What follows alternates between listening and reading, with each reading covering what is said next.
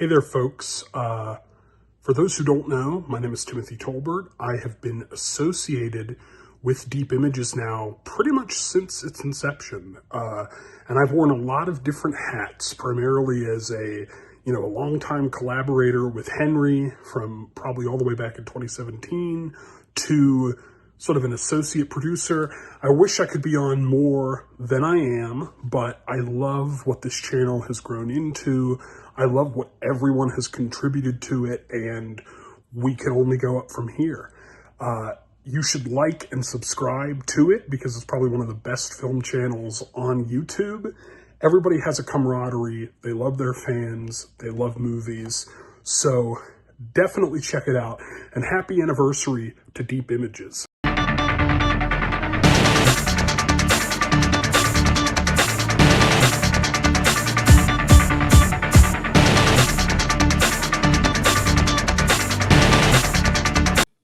Hello, everybody. We're back with Deep Images.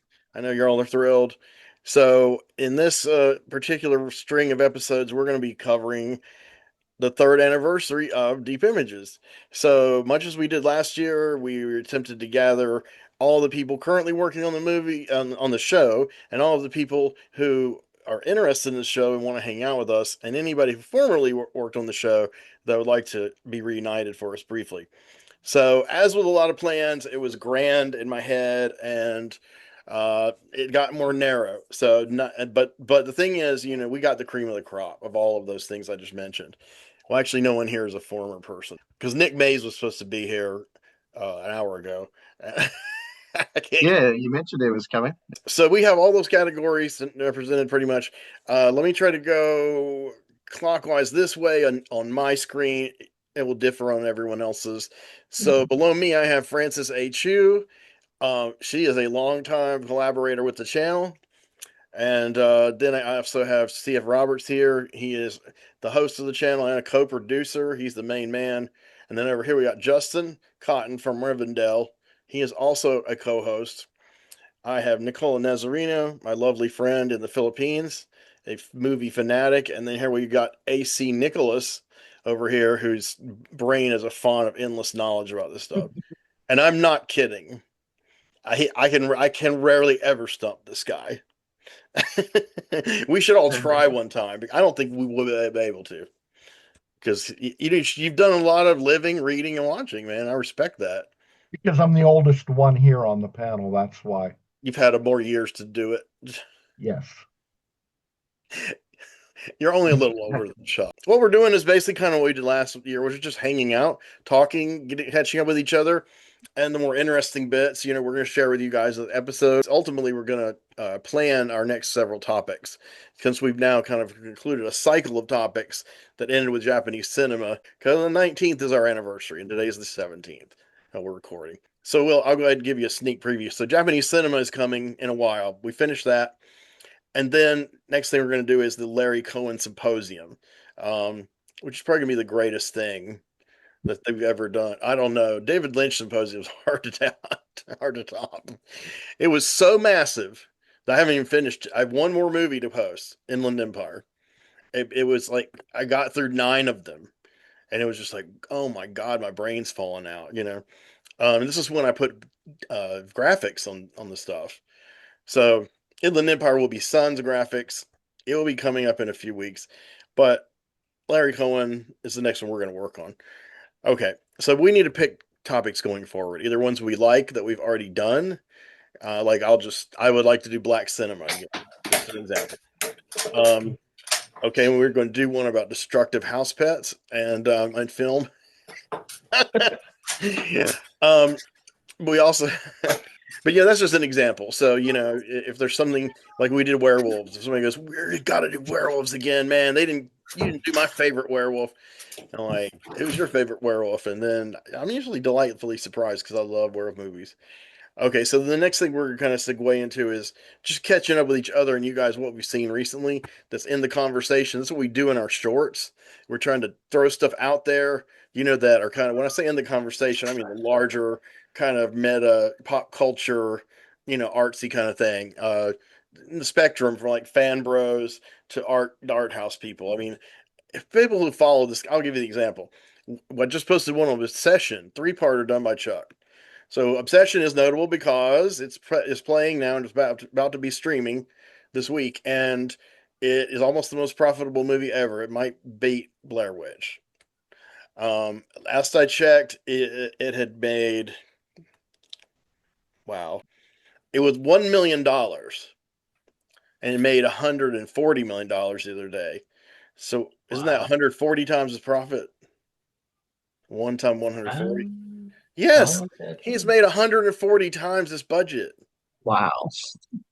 and it was on 1 million. Now Blair Witch was, I don't know if it can be topped because it was made for like 8,000, and it made millions. Justin has one coming up, Back Rooms.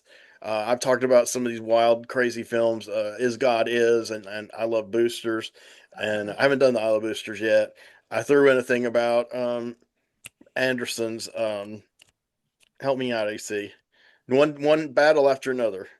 Oh, one, yeah, Which was one a battle. favorite of the channel, and One Battle After Another, I think is good that it was a hit, because I think people at first glance will say, well, Leo DiCaprio starred in it, and it's like, well, actually his character is like the sideline character. His wife and his daughter, who are both African American, are the characters that the whole movie's about, really.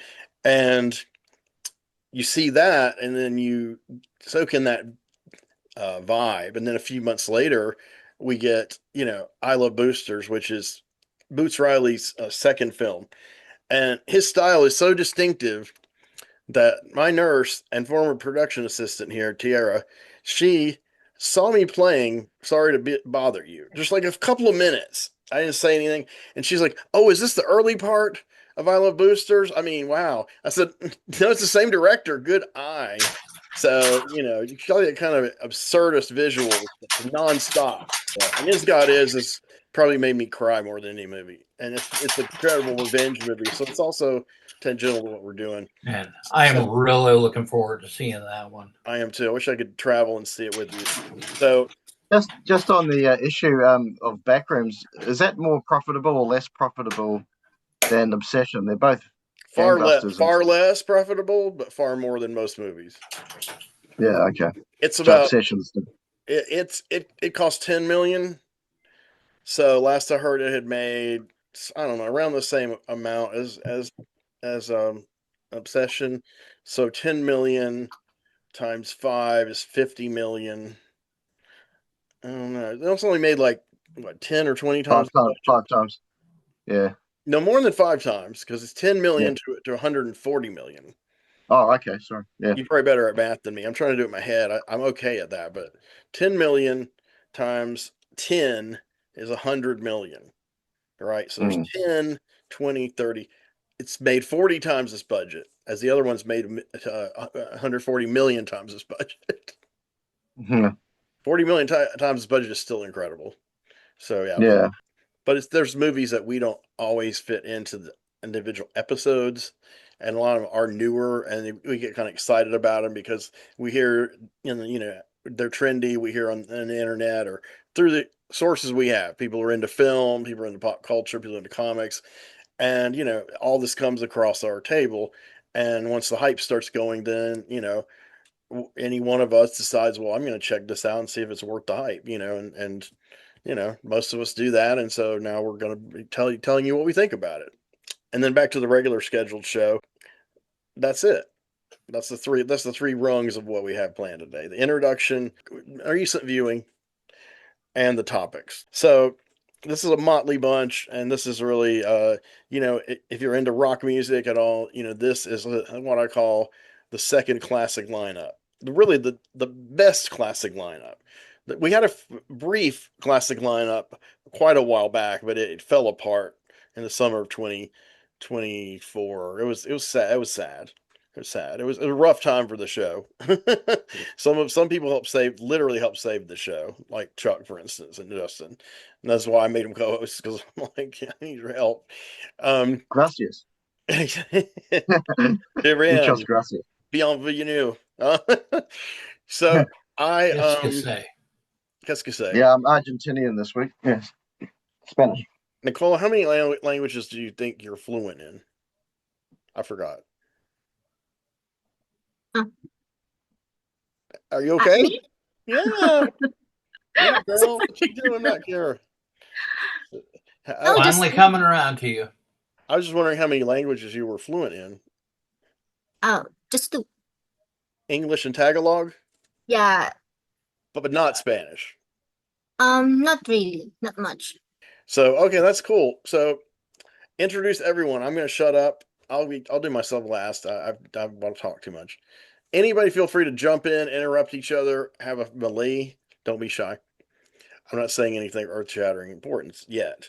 So, Francis, can you tell this lovely audience about yourself, who you are, what you do, and what you're good at, and why you're here? Okay. I might even show you some stuff as well too. But anyway, I'm Francis Chu. I teach at the New School. I teach mostly horror, some history as well too. Although I guess a lot of my horror classes do incorporate history. So I do that. I'm also a developmental editor. I don't know if you've ever heard of a developmental editor, but it's basically we're the ones who look at a manuscript from beginning to end, decide whether it's structured properly or not, decide whether the book is, the structure, the chapters flow together naturally. If they don't, if the examples are, appropriate to the argument, like the large scale stuff. This is not like, like proofreading.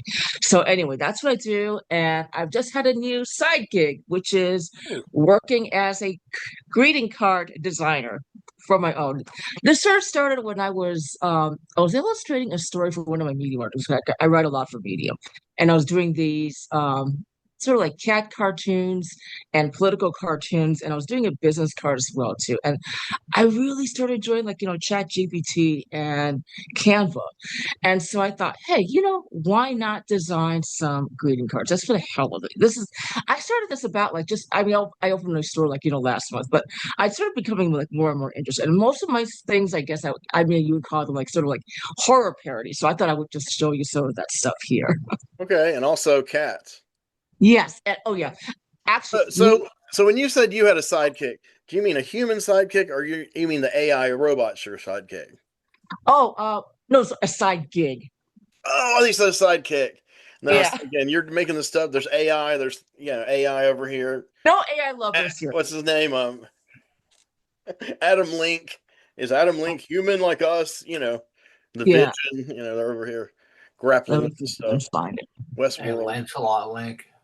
Yeah, Lancelot Link. And they're not related. Oh Well, wait, sharing is not turned on. the scientist who made Adam Link and probably also made Lancelot be able to talk. That's the creative mythographer in me wants to tie together all works of fiction in this massive, work. I've read. Yeah, so it looks much like I of it. can't share here. You can't share because they're vulgar. Yeah, sharing is not turned on. Oh, you can't share technologically. Yeah, I'm like pictures. You Don't have share. Do you have it? Do you see it I at can all? share, but I think you guys don't have it. That's what it feels like because I can. Oh, I've got it. Let me see where I'm at. Okay. Share. Maybe- I have it in kind of the middle at the bottom. Yeah, it could be says. Okay, I've got to send a request. That's it. I'll do that. Let's see what happens. Okay, so requesting us. Hell no. No, just kidding. Anyone can share. Okay, yep. It says multiple list right now. Okay. Yes. Let me see if I can find. Okay, hang on for a second. Okay. Let me see if I can- I started watching The Last of Us. Finally. Woo. I was behind the curve really bad on that one. Does anybody else know that series? Have watched it at all? I've heard of it. all that. It's based on a video game and much better than the video game from what little I've seen of the video game. Have you seen that one, Nicola? Nah. It's I've kind of heard like, about it. oh wait, we're being shared. Hold on. Yes. Wait, where are you going? Where are you? Yikes! Yeah, yikes is right. Oh, If I can get it here. Hang on for a second. I think Last of Us is on this network. This is sort of. Sorry. No, we're going back to you. Go ahead. Okay, yeah. This not cartoon, but this design sort of started with a mistake. The sort of type I kept making in class because I teach online, and I kept typing Carmilla. You've all heard of that, right? The Female Vampire by Sheridan Le Fanu. And I kept typing it as Cat Miller. So I thought, why not design something based on it? So So it was like the Freudian slip in your brain. yeah, right. You're thinking about cats all the time. So this is one of my cards, and yes, I'm selling it on Etsy. It's a Halloween card. Let's see if we Okay. can- Oh, I like another. the lettering. Okay. Oh my goodness. I think I might have shown this one. I'm not sure. Yeah, Rosemary. you showed me that. I don't know if you showed Okay. you guys. I mean, these Oh, are most great. jokes, you know? Mew Fair Furrow. Yes. Oh my god. And purr meow pictures. So, are there any of these you particularly like? Okay, you do. You're clicking on it. Tell us Yeah. about this. Dr. Jughead and Mr. Hyde. Ah. So is Mr. Hyde like the psycho kitty people talk about? Yeah. In fact, there's even a little thing down here, the third page. Happy Halloween to a cool cat who's a little classy and a little crazy. I should give that to a chick. I have, let's see, there's one. Yes, Frankencat. Oh my goodness. Yeah. You forgot to attach the tail. Yes. Man, that's pretty hilarious. And I have the Stepford Wives, and I can't, let me see, that I thought I had pulled it up here somewhere. Okay.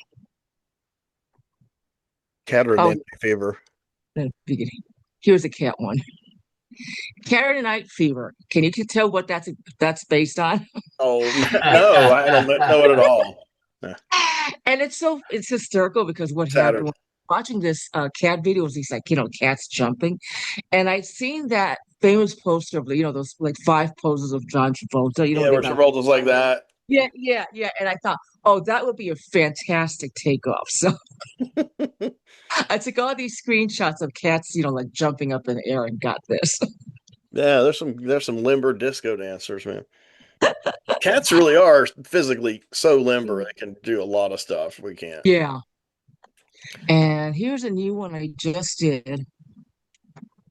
Mutropolis. Oh my gosh. I like that graphic. I didn't know what that was. So what are the people going into the mouth? What are they like? Are they a different kind of cat that represent the workers in Metropolis? Yeah, the workers, but here I've turned them into cats. Okay, gotcha. Yeah. Going into the big cat. Right. Maybe you could do one with Bridget Helm as a cat. Yes. Which one? Maybe you could do one with Bridget Helm as a cat from Metropolis. Okay. Yeah. And I just did like 5 greeting cards based on the Owl and the Pussycat. The movie? No, the Edward Lear poem. Oh, okay. Yeah.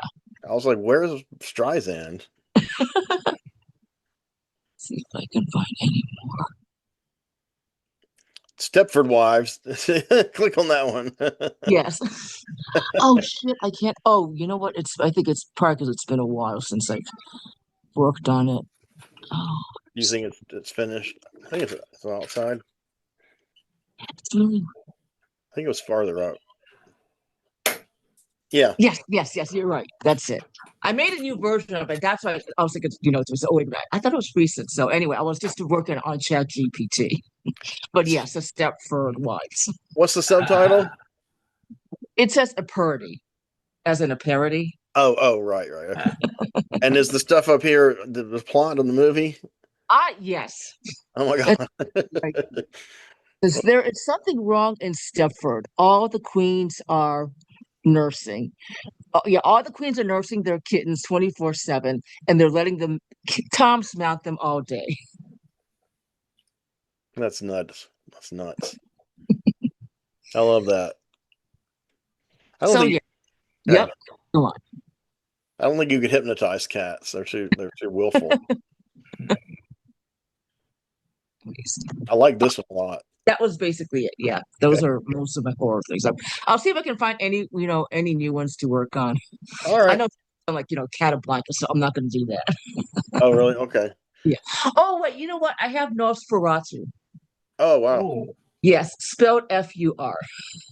Oh, Nosferatu. Okay, gotcha. Yeah, very good. Very cool.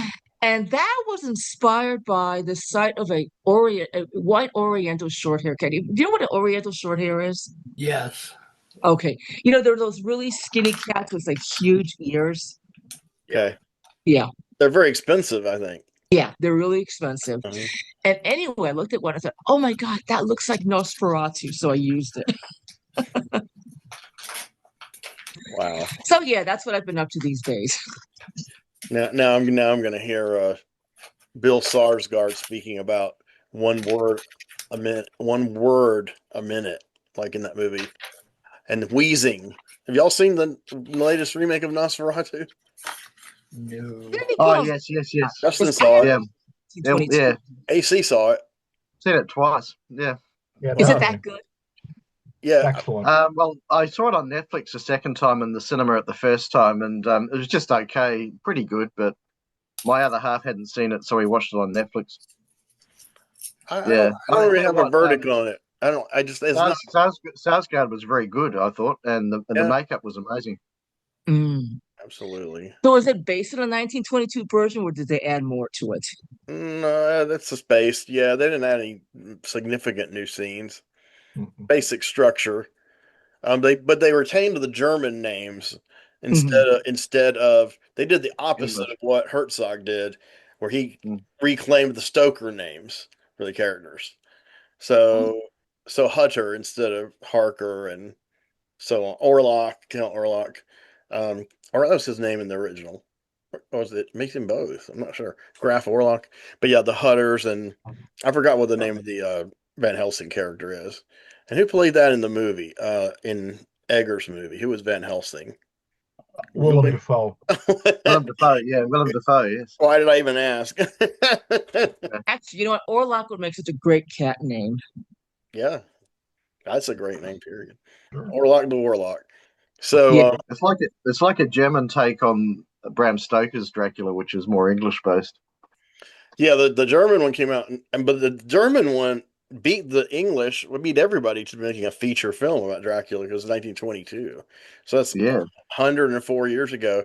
And I'm like, what's wrong? What else? I don't know what was up with Hollywood in the 1920s. Probably, I don't know, a lot of perverted movies that because of really Hays Code. That's a that real was the same director who did Metropolis, one of the great silent films of the no, 20s. no. Yeah. Was it? 1926. Same production company, the F. Murnau, whatever, but it's different If, director. uh, That was Murnau himself. No, that's right. And it's Fritz Long, who was part of that aggregate at that time, did Metropolis. I Uh, called him Meow Now. you called it what? I called him Meow Now. Oh, instead of Murnau. Yes. Well, it's funny, because I don't know. Did y'all see Shadows of the Vampire was the other kind of movie, the apocryphal movie about Right. the Yeah. making. Again, Willem Dafoe is playing Orlok in that one, so Yeah. he got nominated for an Oscar. I don't know if he won or not. Yes, he did. Oh my God! Yay! Wow. He's one. I think he's one of the greatest living American actors. I'll qualify it. I think he's one of the greatest living American Hollywood actors. And my list of that category is probably about that big. So, so he's probably at the top. But there's some others. Yeah, it was good. It was great. So I was going to say something else about Nosferatu, but I will say and the Lily Rose Depp was in it as well. yeah Johnny Sort of Depp the and yeah yeah. Vanessa Paradise is her mother. Have y'all seen Vanessa Paradise's music videos or seen her? Heard her? Mhm. She has a song that like has infected my brain for decades that actually Lenny Kravitz wrote.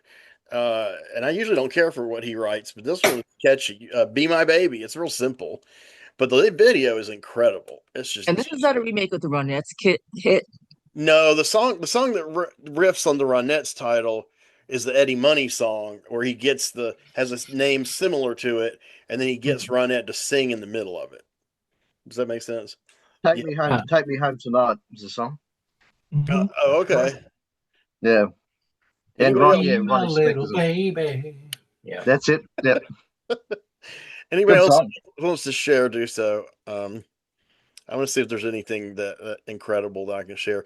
Okay, so in the meantime, Is there anything else you want us to know, Francis, or are we going to move on to? Yeah, we can move on. I think I finished that. Sorry, I finished showing those pictures, so that's fine. Thank you. That was cool. Well, I'll go in That clockwise. worked well. So, how about CF Roberts, the co-host, man? Hello. Hi. Okay, so I'm CF Roberts. I write, I paint, I You're write a and real paint. artist. I guess.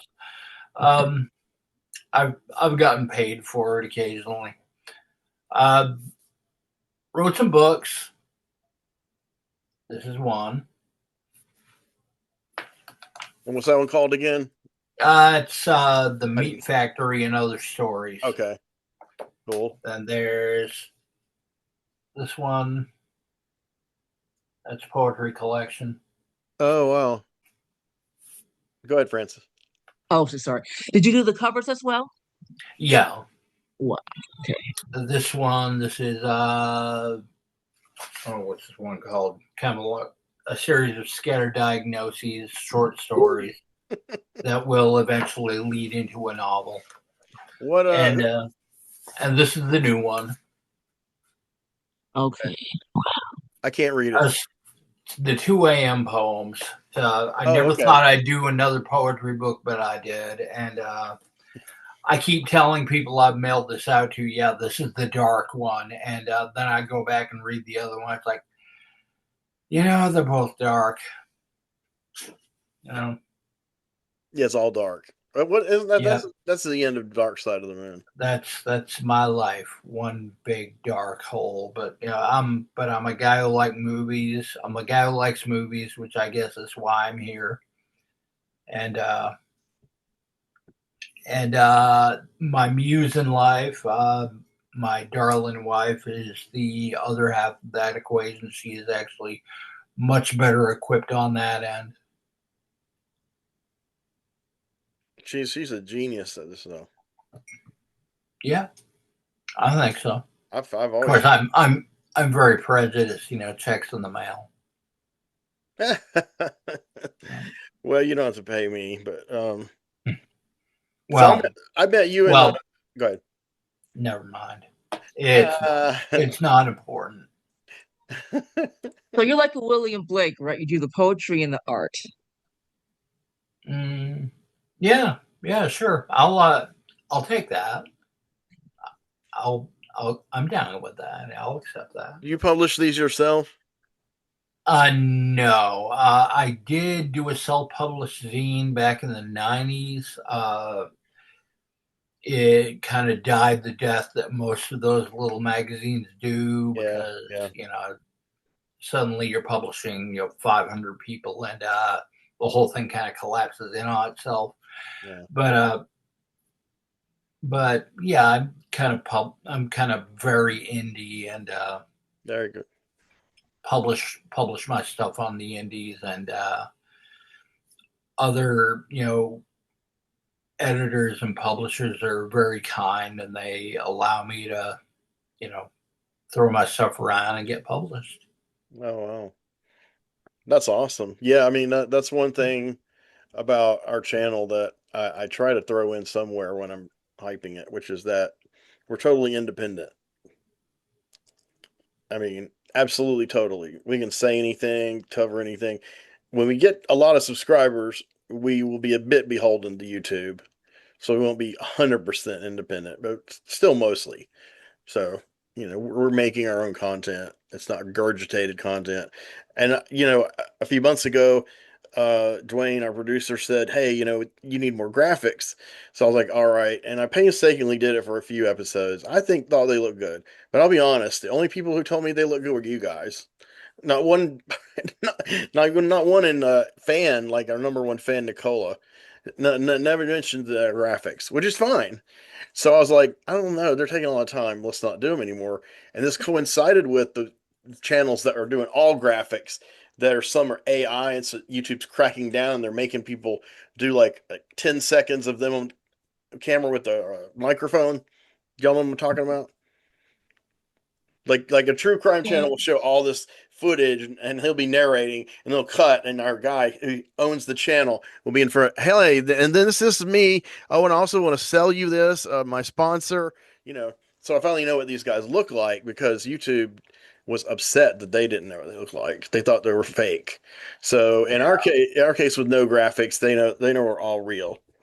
So. Yeah, there are a lot of those. Now, I stumbled upon this supposed collection of Big Mama Thornton live tunes from the 50s.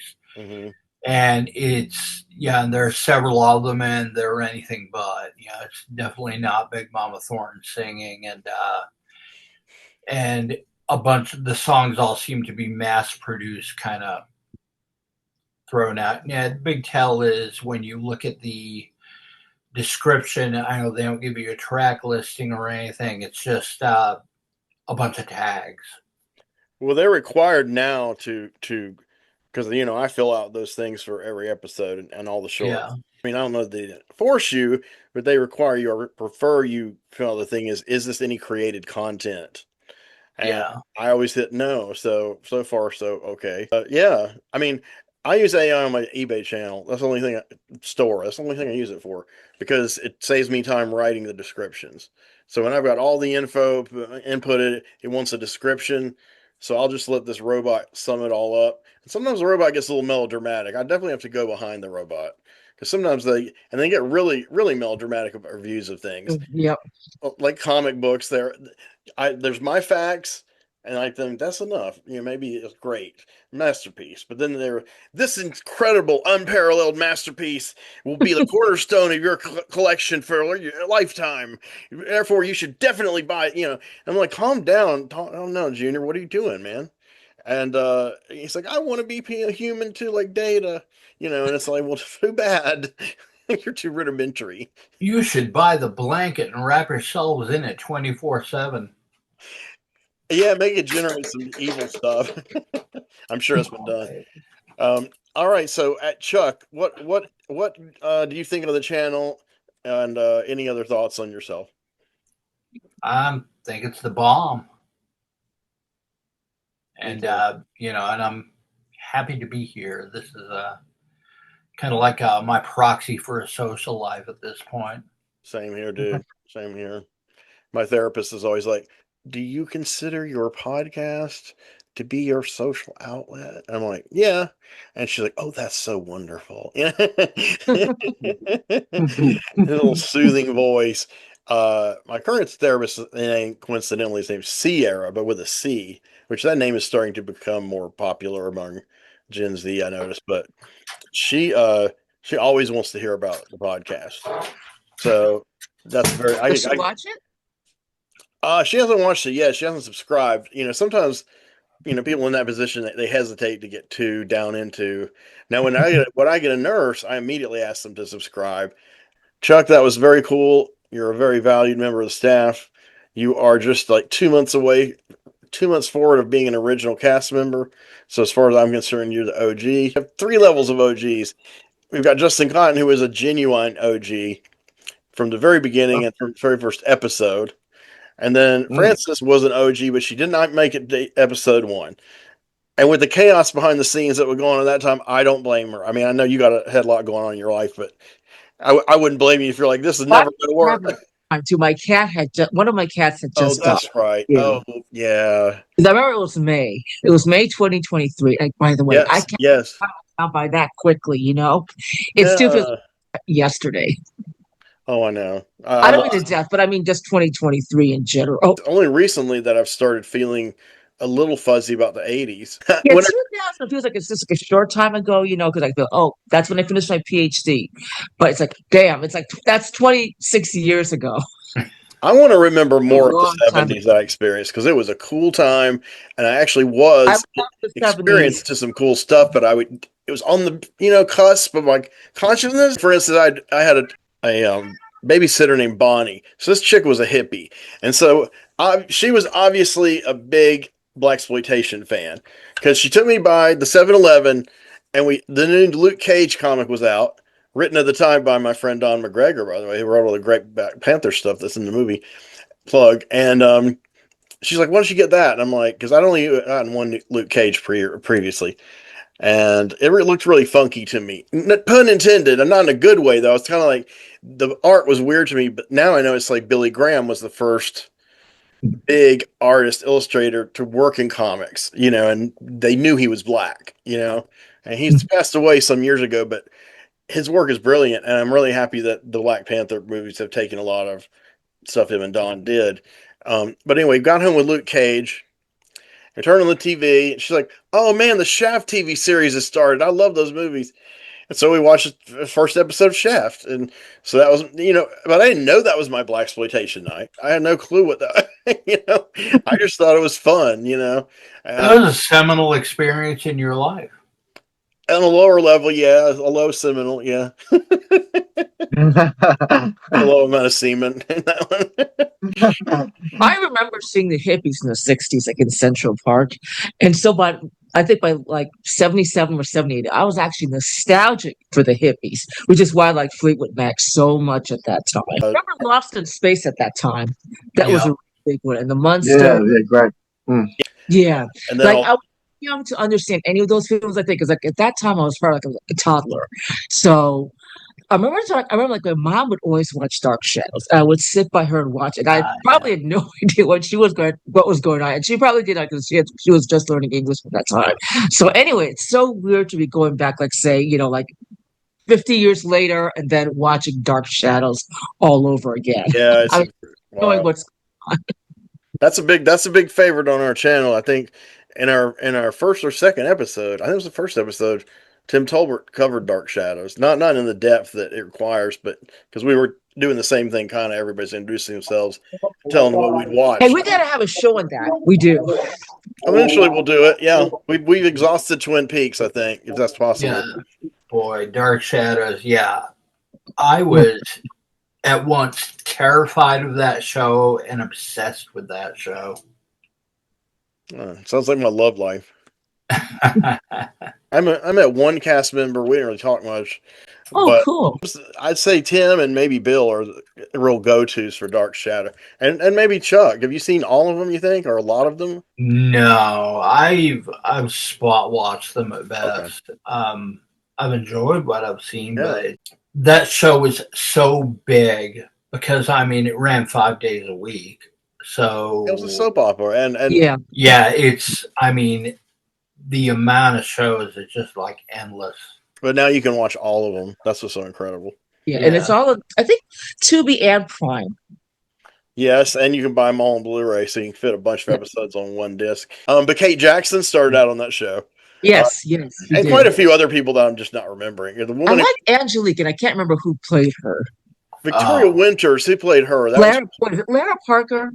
Oh, yeah, that's who I've met. Lara Parker, yeah. Lara Parker. And Victoria Winters was played by Alexandra Moltke. And her claim to fame after the show was she was Klaus von Bülow's mistress, and she testified at the murder trial. Was she depicted in Reversal of Fortune or not? Yes, yeah, she is. Wow. I forget who played her, but yeah, she's in that. So before we get to some of the real titans of the show, I'm going to ask our special guest, Nicola Nazarino. Can you introduce yourself to the nice people, please? Sure. First of all, I want to say happy 3rd anniversary to the Deep Images podcast. I'm so happy about it because I was watching at the very beginning, and Henry's a really good friend to me. So I just joined today because actually I love movies, really. I love movies, but there's still so many movies that I haven't seen and I didn't know, and I'm not familiar. So I'm just gonna, if it's okay, I'm just gonna listen. Just gonna listen and learn a lot about. Okay. Well, if you have any thoughts about anything we're talking about, feel free to jump in. I've seen some crazy Filipino movies, and I'll just casually ask you about them. You're like, oh yeah, I saw that. I'm like, what? Nobody in America saw that. And also tokusatsu shows. Yeah. That turned me on. I'm heavy into that, man. Yeah. But recently, I haven't seen any movies. recently because I'm kind of busy with my jewelry business. So I just launched a brand, and then other stuff because I do freelance for other, like doing some property from like this property Real state estate, or real yeah. estate. Yeah. Are you on Etsy? Where are you selling your jewelry? Is it on your website? No, it's just on the Facebook because I'm still like doing Oh, some. like the I'm gonna Facebook put my Marketplace? yeah. Okay. Not really. I have an Oh, Etsy, but I'm still not putting it there. okay. Yeah, that stuff's great. I support anybody who's into doing Etsy or eBay. I mean, they're not perfect, but you know, eBay rips people off a lot and they rip off the sellers more than the buyers. That's But what that's I've okay. heard. As long as you know the That's what I game, keep hearing. you just have to know how to play it. I'm lucky this time around. Yeah, sounds like it. Sorry, She's I was Briggy. fine. I was like, hi. Yay! Okay, I think you know everybody, but my good friend Nicola Nazareno is sitting in with us and Hello, Nicole. enjoying the show. She's like #1 fan. So, Okay. Briggy, tell us about yourself. Okay, great. Hey, everyone. My name is Briggy Williams. I also am an artist, visual artist, performing artist. I create under the name Funky Lollipop. So if you see any of my comments underneath your videos, that is me. um, let's see. Well, I am pretty eclectic in my views in terms of life and people. I love having a mix of different people. Obviously love movies. That's why I'm here. Another beautiful art form for people to express themselves throughout time. We get really deep about it, which I love to do. I like to get very granular, get into the music, directors, writers, and motivations, what they went through, their traumas to create something beautiful to share with the world. I'm all about that. And so I'm in this amazing eclectic group who shares the same love of art as I do. So that's what I'm Yes, about. Briggy was kind of I don't want to say reserved, subdued. That's not the right word. When you first few months you were here, you just kind of your reviews were kind of like pretty basic. They were good, but you're like, I like this movie. And then I don't know, something clicked in your brain, and you got really freeform. And then when Sinners came along, you hosted the whole thing 3 hours. Ooh, Wow. While it was in theaters making tons of money. That was one time we were topical. Yeah, I mean, I think in the beginning, when you come into a new group, a rule of thumb for me is never to come in too hot. You want to kind of see what everyone's about. You come in too hot, you get hated fast. And I wanted Good to, phrase. That's like recording when you record something and it's too loud to be that comes in hot. Same thing. yeah. You did Captain Kronos. You discussed that. I can't remember exactly when that was. Was it 2024 or 2023? I don't Discuss what? remember. Captain Kronos. Kronos. I think it was Captain Kronos was, yeah, it was It was Halloween of 2024. It's our second Halloween. And Bill and I put it together with Bill's thing on Vampire Circus. And I was so excited. I got this great artwork, incredible hammer hard double feature, and sad to say it didn't take off, but it's there. It will have legs, believe me. So, but I loved that the synchronicity of y'all doing those two. I don't think either of you knew you were going to do the other one. I think since the David Lynch symposium, I think that kind of broke us all in pretty heavy.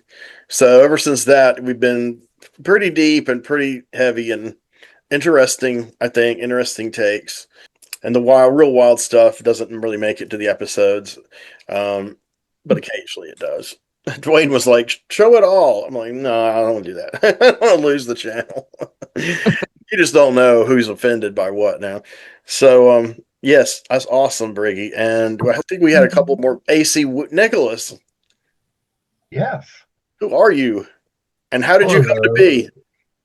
I came to be because I actually have met Tim Tolbert, our mutual friend, and I think he put the good word in for me to join this panel. I've been on for about a year now. Always happy to be here. A little bit about me.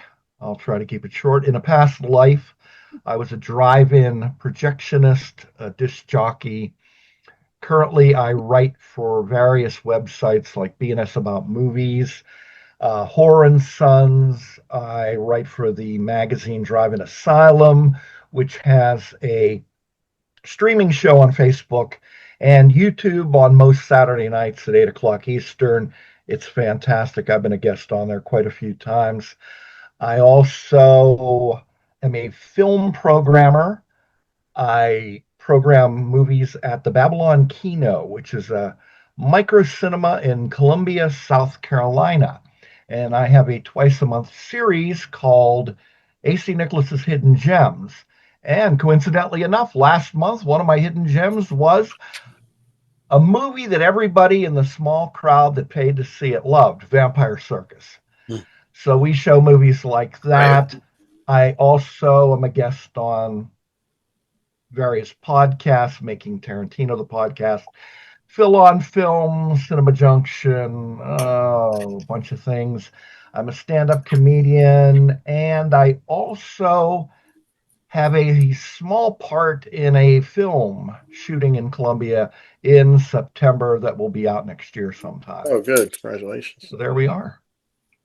Yeah, they're very storied career. I think seriously, it's a coup that you decided to join us regularly. Oh, I don't know about that, but thank you for having me. I do like being here, and I apologize I haven't been here for the last couple of weeks. It's been busy because the screenings of the Hidden Gems series have moved from Saturday night to Friday night. There were some scheduling conflicts with private events in the theater, so that's why I couldn't make it.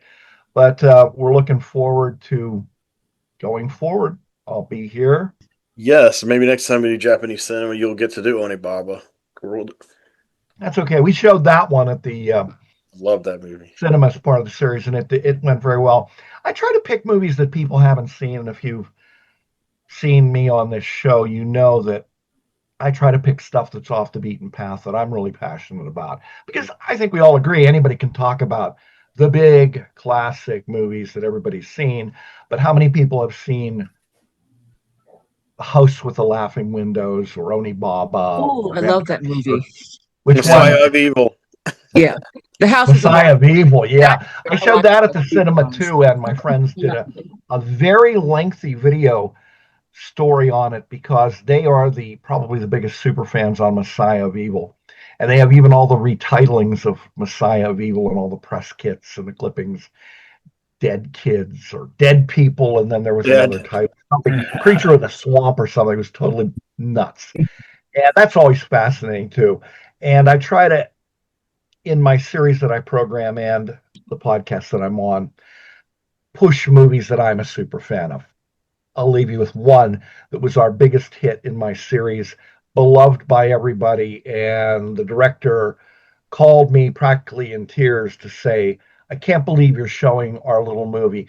It would be the George Romero adjacent movie Effects, directed by Dusty Nelson, written, starring, soundtrack by John Harrison, had Joe Pilato in it, all the Romero team from 1979. That movie was lost for, I would say 40 years before the first home media release of that came out, and everybody was blown away by it. And I can call myself their biggest supporter, and we've shown it a couple of times now, and I'll probably screen it again for a paying audience. More people have seen that movie in the last year than probably did when it was released to two theaters in 1979 and then fell off the face of the earth. It is on Tubi. It is now, and it was on Shudder too, so it's getting around. It's making the rounds. Run and see it now, folks. Yeah, grab it while you can. That's pretty awesome. So yeah, very happy about this. So guess who's last? The Thunder from Down Under, according to Tim. It's a bit too cold for showing biceps. We don't get to see your Maori tattoos. Yeah, that's it. Yeah. No gun shows this week. They just showed Once Were Warriors here. I couldn't go. So. Yeah, two very famous New Zealanders passed away in the last week. You know how celebrities always die in threes and so forth. So one's Sam Neill, but there's another one you won't know. Who's like a broadcaster, journalist, passed away, very famous in Australia. But yeah, Sam Neill. I didn't realize how many films he was actually in. Quite a few, actually. Anyway, so I've been a friend of Henry's God for I think since towards the end of 2022, I think it was. Yeah. Just met on Facebook and just chatting on Facebook, and then he invited me to be on the channel, and I was on the first one I think 3 years ago in maybe July of 23, and I recall doing my first film review I think was The Wicker Man. And no, it wasn't your first, but it was one of the first. I mean, it was the original. It was the first time we had a symposium because we got everybody who had seen it together. That episode. I just remember that being a very early one. Anyway, it may not have been the first, but just a bit about me. I'm into writing, creative writing, reading, particularly Tolkien, but not just that. I just haven't done enough reading for some reason lately, but I do like some writing when I get around to it in my spare time. I like comic books, love movies, of course, and try and get to the cinema maybe once every couple of weekends at the least. I think movies are supposed to be a communal experience, and so they're best viewed at the cinema. Apart from getting a better experience at the cinema with the with the big screen and the sound, I think over and above that, it's communal to see other people's reactions. And that's a part of, I think, this channel as well, as you get to share experiences of films, talk about it. And the real plus is I've been introduced to some films I wouldn't otherwise have watched or even heard of that well, such as the Kurosawa film, Seven Samurai. I particularly enjoyed some of the film noir movies I watched, Hitchcock ones, but others, 50s, 60s. And so movies is a great respite for me from my usual occupation, which is doing construction disputes, building lawyer. So you can get a bit sort of inundated with people arguing about money and contracts. So escapism in movies and other forms of media is a good escape to put all that aside. Are you an attorney? Sorry? Are you an attorney?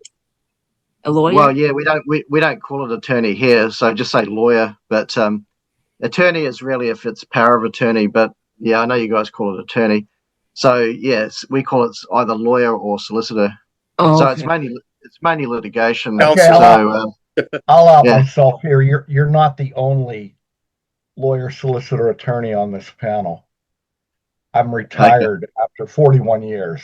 I was a federal prosecutor. And a long practice. So I'm glad to be here doing something fun rather than fighting with people in court, It just means we're very intelligent, AC. Absolutely. Either that or big drinkers. Yeah, well, that too, unfortunately. Yeah, I do my poor liver. But anyway, I'm trying to be better. Yeah. So I'm very thankful for the chance to be on the panel and to have been a co-host, and thanks for your patronage and allow me to do that, Henry. And I hope to keep on enjoying different discussions, subjects, and discover new films. Awesome. So with that, we can segue into something you're going to host for us briefly here. Okay. So how about it, Justin? Yep. Okay, well, we'll start the ball rolling. We want to talk, each of us, about films that have really captivated us or meant something to us in recent times, potentially over the last 12 months. And we'll start with AC. Anything that is particularly memorable to you in the last several months to a year? Sure. I picked 2 movies to show as part of my series that were incredibly well received, that very few people know about, and I'll briefly tell you. One is Wavelength from 1983. It is a small science fiction film that was made for $1.5 million. The guy who passed away was the writer-director Mike Gray. He had an Oscar nomination for 3 years earlier writing The China Syndrome, which got him the money to make his labor of love passion project. It starred Cherie Currie from the legendary rock band The Runaways, and may he rest in peace, Robert Carradine, who passed away in February. And it's about this young couple, and they rescue aliens from an evil government lab. Saw the movie back in '83 with, I think, 2 other people in the theater. it has been lost to the sands of time since. It has had no DVD or Blu-ray release anywhere. It's not streaming officially online, though you can find it. And everybody who saw it last week was like, my God, where's this movie been? Oh, that's a good little movie. It's a good little movie. And one fun fact about it was the plot is kind of similar in a way to E.T., if you think about it, where there's these alien and E.T. aliens here that have to be rescued. The movie should have been released by Roger Corman's New World Pictures before E.T. came out, but Gray was tweaking the special effects, and he did an amazing job for $1.5 million. It even has a Tangerine Dream soundtrack. So I'm thinking most of the $1.5 million went to the big special effects scene in the finale and the soundtrack, and E.T. came first. And we know that. And Wavelength did little or no business and has been completely lost to the sands of time. I told my audience, I'd like to think in an alternate universe somewhere people love that movie and it made money. But that was the one that comes to mind that for our viewers, check it out. You can find it. There might be a very soft looking rip of it on YOUTUBE. And you can watch it. I highly recommend that one. It's one that nobody seems to have seen. Very cool. I'll definitely look for it. I've never seen that. Thanks, AC. No worries. And thanks for that. And Francis, anything that really stands out for you in terms of film in any medium you've seen the last 12 months? Yeah, I really have not watched that many this last year, but I did see Michael. Which one? About Michael Jackson. It was. What did you think? What? Yeah, I mean, what did you think of it? It was. I would say it was really great in terms of the fact that able to capture Michael Jackson. I mean, I really like that part of that. Part because, like, when I was growing up, I never got to see a Michael Jackson. I never got to attend a Michael Jackson concert. In terms of plot, there really wasn't much of one. I mean, I would say it was really mostly about how he became independent of his father. And I mean, in that respect, it was interesting, but there really wasn't a whole lot. I mean, I would have loved to see like more, tension, not so much necessarily the stuff about his, the child abuse and whatnot. And that was like later on, but I did enjoy the music. I mean, I thought the way that they recreated the concerts, the videos, that was just really cool. I mean, I'll definitely give credit for that. So I finally watched that. And I also finally watched that first Harry Potter movie. I think, is it called Harry Potter, the Sorcerer's Stone? I can't remember exactly, but it's the first Something one. like that, yeah. The Philosopher's Stone or the Sorcerer's Stone, yeah. Okay, because I heard that they changed the title, because it was originally... In America, yeah. Yeah. Mm-hmm. And that one turned out better than I thought. It wasn't too bad. Did you like it at all? Most of the big movies in the 2000s I saw at work. When I was working at Borders, we had a big TV and I worked in the video department. So some of those movies I saw bits and pieces, and some I saw tons. Some I lamented seeing so many times. But yeah, the Harry Potter movies I saw, they were okay. I don't want to be blasphemous to Justin, but the Lord of the Rings, they were okay. I didn't just I saw the first one in the theater, but I saw the other two at work. So yep. Now, has anyone here seen the Michael movie? I have no interest whatsoever in that, but go ahead. I mean, Henry's you are such a snob. I can't believe you right now. Oh, it's not about snobbery. You're like, I just no. It has no nutritional value whatsoever. I will not watch that. So, but I'm just ribbing you, but not really. Okay. Yeah. So I was invited to go and see, I was going to see Michael, but then the friend who was going pulled out for some urgent reason, and we ended up not going. So, and still haven't seen it. But the friend who pulled out has seen it and thought it was good. But it's only up to a certain, I think, part of his career. I think it goes up to about 1988, and not the later part of his career, which was obviously inundated with scandals and so forth. Yeah, they've got, I think, a second part that's coming out, and that's supposed to take it from like 88 to the end of his life. That should be really interesting. Yeah, but these are authorized by the estate, so the second part is in no way going to be unfavorable to him. Yeah, that's right. I don't think it would be made. I doubt it personally. Yeah, because there's just too many things great in the performance. till right now. Yeah, you know, he's a gold mine, even as he wanders through the Neverlands, the real Neverlands. Yeah, but Go ahead. I'd say thanks, Francis. Was that it? Was any other film? Yep, that was it. Just... Yeah. And actually, I've got to go as well too. All right. Got to meet one writer on Monday. Said he's got this huge book, so I have to finish that. Finish reading through that. Okay. Well, it's a book with access too, of all things. So. All right. Let us know when you need to split. Okay, but anyway, thank you so much for having me here. Okay. Yeah, absolutely. It's great seeing you. It's been nice seeing you again. Good to see you. Oh, yeah. It's great seeing everyone again. Thanks for coming. Really feels like a reunion, you know? Okay, well, hopefully to see you guys again. Oh, yeah. Yeah. Okay. Bye-bye. Take care. Now, Nicola, did you want to speak about a film, Nicole, that you've seen in the last 12 months? Anything that sticks out? Actually, I can't remember because most of the time, for the past few months, I haven't seen any movies because I'm busy.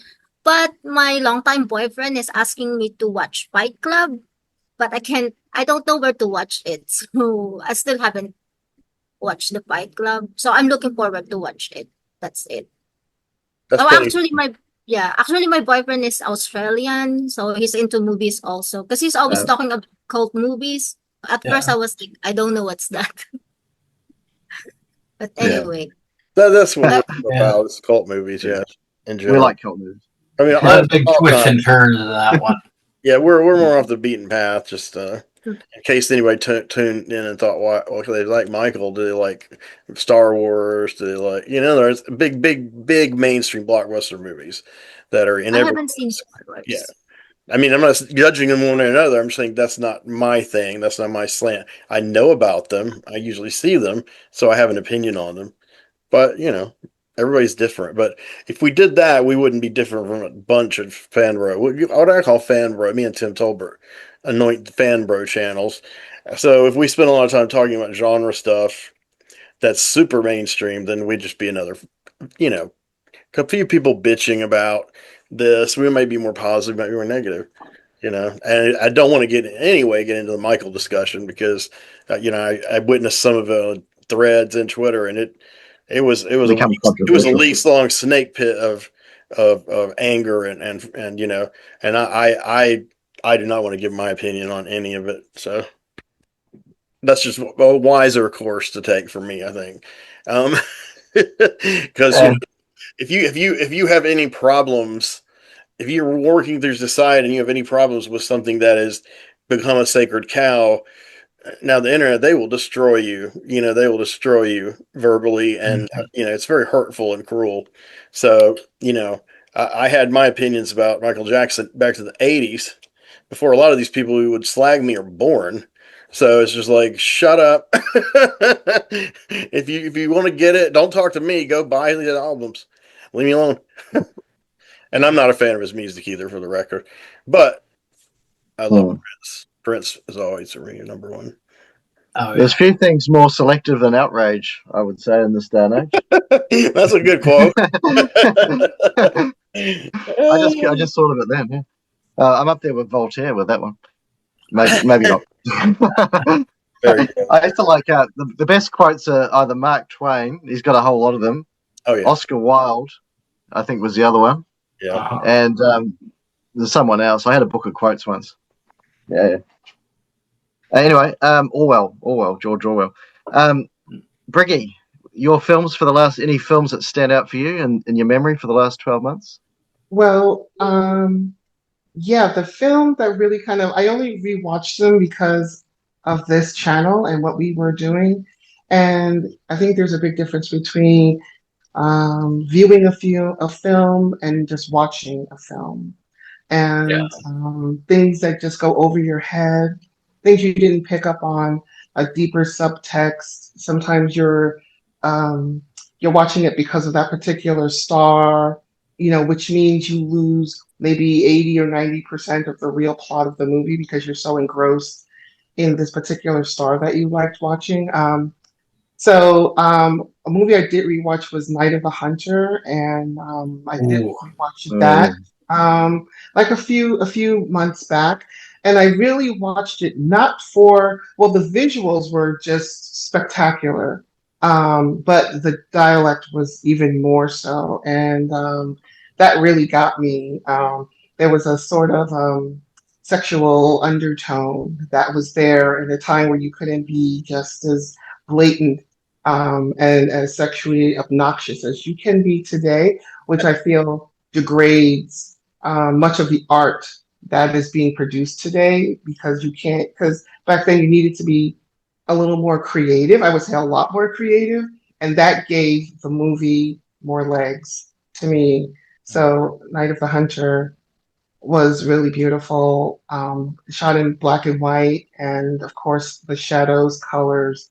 Robert Mitchum, who was playing this really demonic, strange character, I would say modern day serial killer, posing as a man of the cloth, and that is so much of what I see today. So you can juxtapose that to these real people who are these televangelists who are very much the archetype of the Robert Mitchum character. So I could go deeper into that, of course, but that was one movie that I rewatched again, and I thought, and was that Lillian Gish that was also in it? I forgot, Yeah. but that was Lillian Gish. Okay. That was Lillian Gish. Yeah, so I thought she was really like beautiful and poetic. And the children, you really could feel through the screen, at least I could, what the children were, their fears. And it harkens back to when you're a child, you see shadows on the wall, things that frighten you in the night. And this man was like a living embodiment of a creature come to life that was under your bed. And I really kind of got into that. And then the other movie that I watched, which was really interesting, was Giant, of all movies. Now, why Giant with Elizabeth Taylor? Cinematically, really beautiful, but again, it sort of tells the story about this dynastic family and all of the things that happened. But I really felt as though the way it was shot, it embodied much of what America thought it was, but really wasn't, like many families that are hiding secrets. So that kind of grabbed me as well. And of course, Elizabeth Taylor was in it. I think Rock Hudson was in it too. James Dean was in it. He was like at the height of his, I would say, cinematic power at that time. Just someone who was bringing method acting into the world, one of many method actors. So he was breaking through into something new and exciting. So it was fun to watch how he went from how people were acting at one point into how acting is now this more realistic form of acting. And Giant was a part of that. So again, I can go on with that as well, but I did like that Technicolor and CinemaScope. I think that's what they were calling Probably, it. yeah. Yeah. Relatively new at that time. Right, exactly, yeah. So James Dean was great in that. Yeah, it is like a saga. I mean, I think it was really influential on stuff like Dallas, Sidney Sheldon, that kind of stuff, multi-generational. Because it was weird when I first saw it, and I'm like, oh, it follows him to he's an old man. Right. Again, that too had strong sexual undertones. Again, if you listen to the dialogue, it certainly did have that. And I thought, interesting. It's sort of like a Disney movie in a way, or even cartoons back in the day where they would have these little innuendos that were just for the adults to catch, and the children were just sort of enjoying what they were watching. Not like, Ren and Stimpy or something where it's just so in your face. But yeah, I enjoyed those two movies. Yeah, Robert Mitchum was pretty good in those days as playing a psycho, because he was also quite chilling in one I watched last year for the channel was the original Cape Fear. Yeah. And he was quite a chilling, sinister character in that. I have seen Night of the Hunter, but years ago. But I remember that was great as well. Yeah, they're doing a remake, I think, of It's out, the yeah. Cape. Is it Cape Fear? Is that Cape Fear? Yeah, but what's funny is the way how lame so many of these publicists are and websites. It's like a remake of the Martin Scorsese classic. Oh, Like, wait, hold on. Martin Scorsese's version was good, but it was a remake of the original classic. yeah. Yeah. They're kind of you're kind of playing that down. I don't like when people do that kind of bait and switch, because I like to know where things come from so I can like compare them. So if they don't tell us about, go see the original, you'll love the new one. But if you compare them, you're in trouble. But isn't it kind of interesting cast? Well, Javier Bardem, Javier Bardem, Javier Bardem, he can do no wrong. Javier. Yeah, he's the man. I mean, on film and his personal activism and views, and I've recently we're watching like a whole ton of Almodovar movies. I think I watched like 13 in a couple of weeks, and I just watched a few. I'm watching him in those movies, and also in stuff like Perdita Durango, and how his whole evolution as an actor and his image. And what's funny about his image is that, as far as the kind of things he likes, like music, I read this the other day. He's really not like all these characters he's evolved into playing. He's really more like that dude in Perdita Durango with the funny haircut and the black leather jacket. As far as he's a total metalhead. He was in an interview and he said that metal is, it's calming, it's soothing, it's for the soul. There's nothing like it. And I think he named his 5 favorite metal bands, and a couple of them I didn't really care for. They're newer, but of course his number one is Iron Maiden, and that's to be expected. I was disappointed in him for not putting Black Sabbath, but that's okay. It can't be perfect. But the way nobody's perfect. Exactly, the way he described the music, his relationship to it, resonated with me, because that's how I started feeling in the mid '80s, and still do. Yeah, I feel like the movies that he's chosen to do in his career didn't really grab me. Quite honestly, he sort of, I don't know, he kind of reminded me very much of like Wallpaper in lots of his movies. But in Cape Fear, I think he kind of leans. I mean, he's an attractive man, but it's great if you're attractive. But I don't think he was leaning into or playing off of his attractiveness. But I do believe that he had more depth than what he was showing. And in Cape Fear, it's a darker, grittier side of himself that he wasn't really showing as much. And then now is he playing Max K? I'm sorry. Yeah. Is he playing Max K? Yes. Wow. Okay. Right. Yeah. So anyway, so I just think if he leaned into that sort of role more, not so much a serial killer, but someone who's just has more layers and a little bit more dynamic. But that's it's his career to do what he wants, and he's obviously making it or has made it.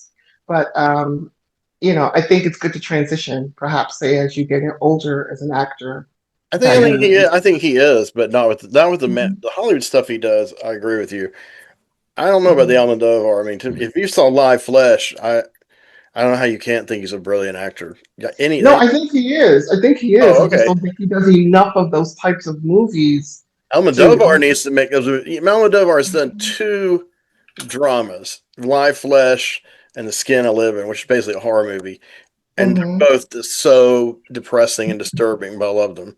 I mean, they're really like so powerful, and there's like none of his humor in it. Whereas I love his comedies. But Bardem, we remember, was also played God in Mother. Where she was married to God. Yeah. And then everyone really likes him most. It's fine. The one for No Country for Old Men or whatever, where he plays the assassin. That's I guess his iconic one. But yeah. But yeah, last thing I saw him in, he got stabbed in the leg in a sauna by Robert De Niro.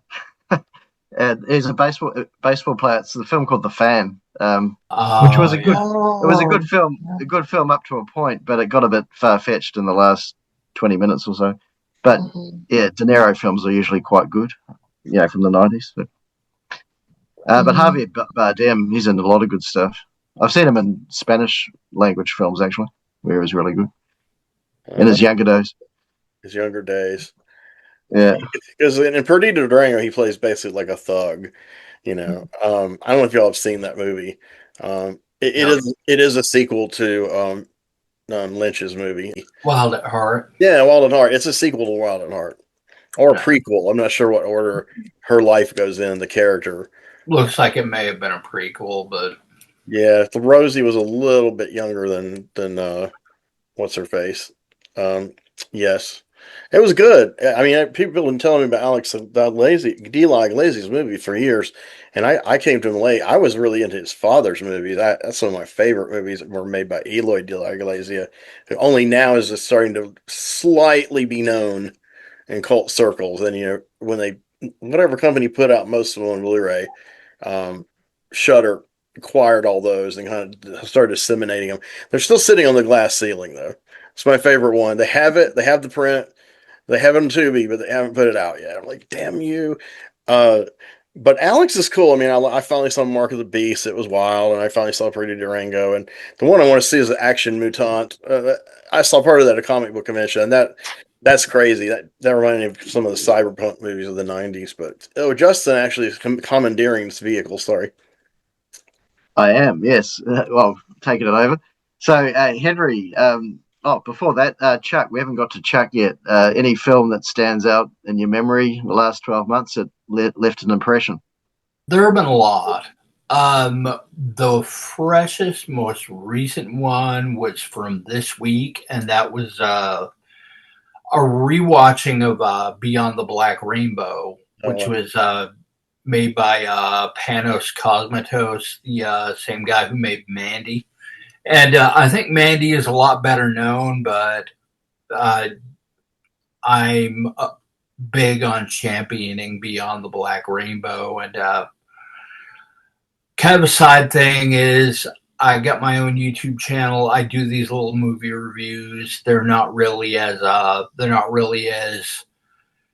in depth as what we're doing here, but they're just kind of these little reviews where I talk about stuff that I've liked. And I don't know, it would almost be kind of a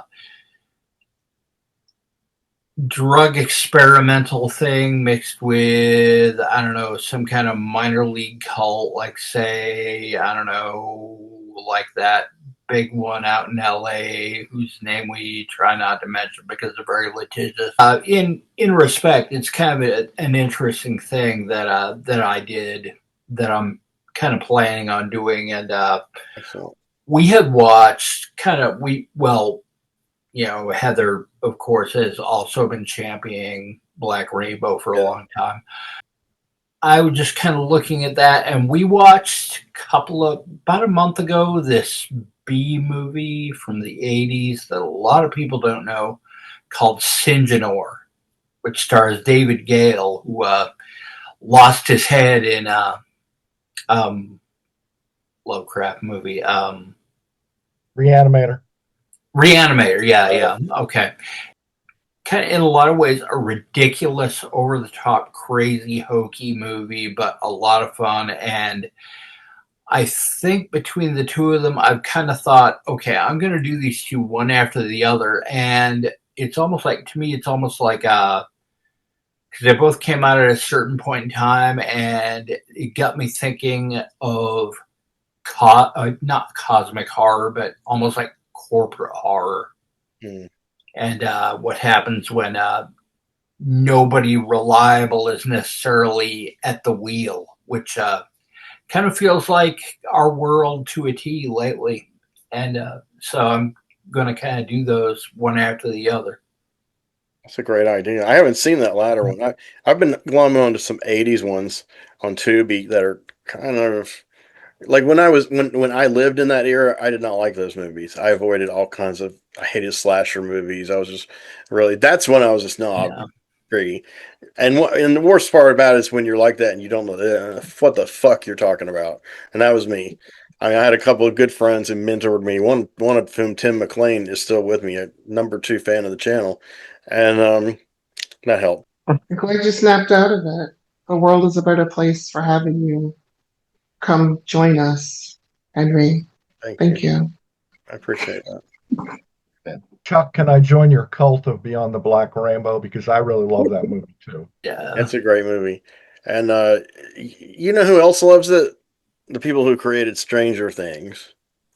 Oh, They love Very it a lot. likely, yes. Oh, Yeah. yes. They love it a yes. lot.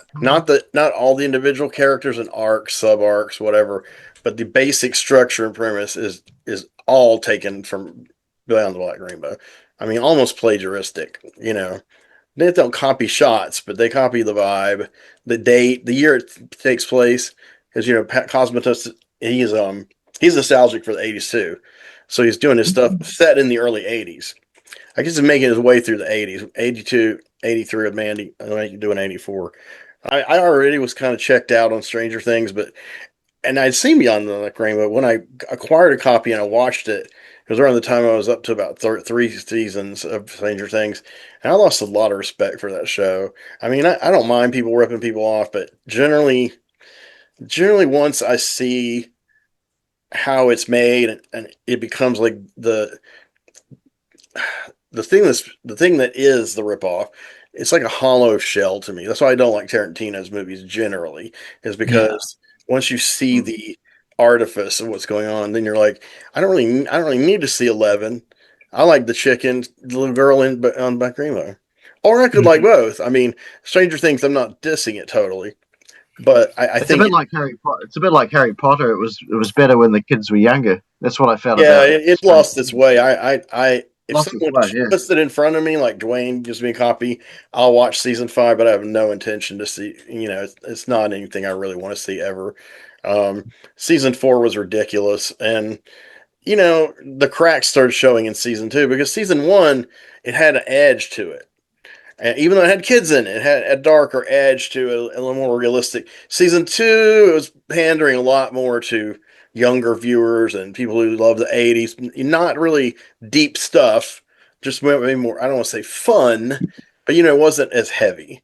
I don't know. I mean, I did enjoy the first two. I watched them, but I think if you were a kid and you understood where they were trying to go with it, I follow you, Henry. But what was so great is that it showed a time where children were sort of feral. You know what I mean? Where the parents were not really engaged. You know what I mean? I mean, it would have been really great if you sent your kid to the store to get some cigarettes. You know, that would have really just sort of encapsulated a little bit more, or go to the liquor store for you, which is what I think parents were doing with their kids. But I understand what you mean. I watched it as well. I thought it was that first season. I thought, oh, this is really great. They're really onto something. And then it evolved quite quickly. I lost interest in it. I never went back, quite honestly, after season 2. Once 11 became civilized, so to speak, met her real father and got adopted by David Harbour, I didn't really see any story after that. Why did they go on after that? And there's so much space between the 4th and 5th season. To be honest, I am a little curious about the 5th season. At least, how old do they look? You know, and how did they handle it in the story? I haven't read that yet. You know, do they say it's literally like all these years went by? And I'm really sick of Millie Bobby Brown. She's a diva. I can't stand. She's a total diva. Total diva. I'd rather just see her. I'd rather see her further her craft. I don't care what her breasts look like. You know, I just, and when in interviews, she's extremely snotty and arrogant. So, you know, she's spoiled. She needs to get over herself. But, you know, maybe her parents were big fans of Bobby Brown, maybe. But in look, I think it lost its way for me a bit when they ended up in, David Harbour's character ended up in Russia somewhere, I think in the 5th season or the 4th season. And that was a little bit silly, I thought. But we nearly finished it. We got to the last 2 long episodes of season 5, and we just didn't. They were due to be released on Boxing Day, and we just never got round to watching them. So now we don't really have the inclination. But we heard that the last 2 episodes weren't that great anyway. No. It had its moment in the sun, you know. Yeah, it's really a shame when a franchise disappoints its fans, and that goes for Star Wars. From Star Wars to What other? What other? Oh, Game of Thrones. Game of Thrones. Yeah. That was like a crashing disappointment toward the end. Yeah. So many, ET, I'm messing around, not ET, but I'm just saying, I really, it was really sad because you invest all these years. Even this, I don't watch the sort of cinematic universe with all of the superheroes and stuff like that, but I even understand people have been disappointed even in those franchises as well. Sometimes So, those franchises are not doing as poorly quality wise. It's the fan bros are the loudest voices. So if they don't like something and they're going to make clear that they hate it, and then that's going to get around like a meme, a mimetic situation, and it might affect the box office. It may or may not, Like, what's the one that we covered? We just still haven't posted. Me and Elijah did Thunderbolts, but I loved that movie. I thought it was a great movie for what it did with. I love those characters. I didn't grow up with all of them. Certainly Bucky, I did. But it's like Yelena. I remember when that character came out, and everybody's like, "No, they're Black Widow, and she's a sexy blonde, and whatever." It's nice to see these characters embodied and done well. With something to say, not maybe heavy in a heavy way, but a lot of it was about mental illness. It really was. Yeah, I really like that, and I really don't follow these movies that much at all. And see, everybody said it was a flop because it got to double its budget, which it's still not making a profit, and then it stopped. And what's funny is some of the word of mouth actually made it stop, because by the time you get in the third week and people are like, yeah, terrible, it's not going to make whatever, and it doesn't. Self-fulfilling prophecy. Like everybody, when Superman was out, the recent one, they were saying it was a huge hit, and it hadn't even made a quarter of its budget in the first couple weeks. And I was like, "What are you talking about?" And and then when it finally hit doubled, people were really it's the big hit. I'm like, "You're lying. You're just lying," to people about how the economics work here, because you want it to be what you want it to be. Now it finally made a $55 million profit off of a $250 million budget. But that's a lot, but that's not a lot for what they wanted, Right. I think that movie, the Superman, the most recent ones, I thought they were, I don't know who they're for. Are they for children? I think they're for a certain demographic of child. You know what I mean? I do think so, because the Superman himself looks, you have Henry Cavill, and then you put this guy there, and it's just like, what are you doing? I hate to say that. Trying it back to innocence like Christopher Reeve, and nobody's ever going to be able to recapture that.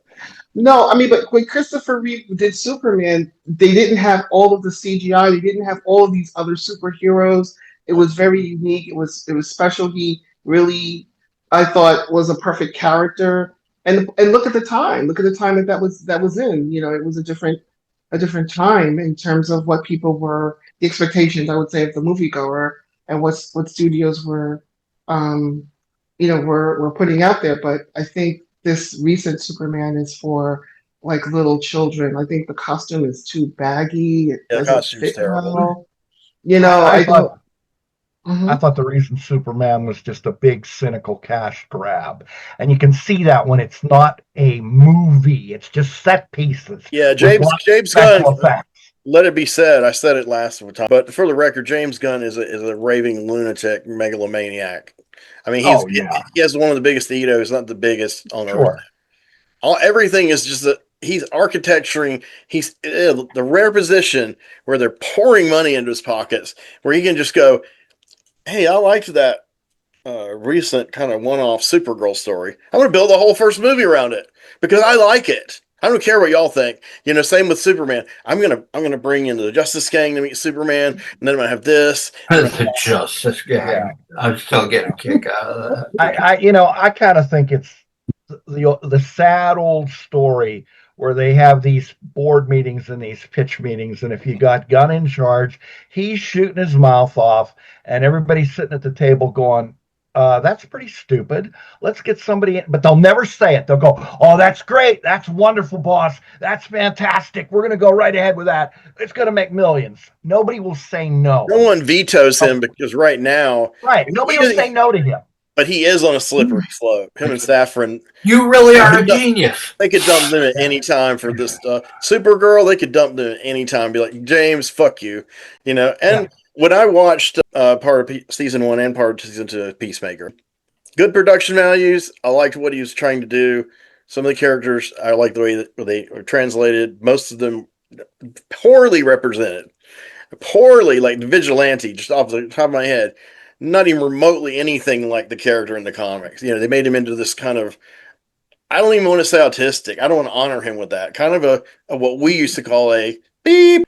And, that's his shtick. James Gunn likes those kind of characters. Season 2 decided it was going to outpace Marvel.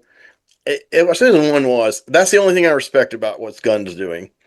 It's unfettered. Now, you're right about the Superman movie, and the Supergirl movie's a little more mature, but the cartoon and the Peacemaker, they're hard R. Then the most graphic thing DC had done was Titans and Doom Patrol and Swamp Thing. That cycle, which no one talks about the shows. They were absolutely brilliant and wonderful and happy shows. Doom Patrol, how could you ever translate Grant Morrison or Arnold Drake into a movie? But they did it.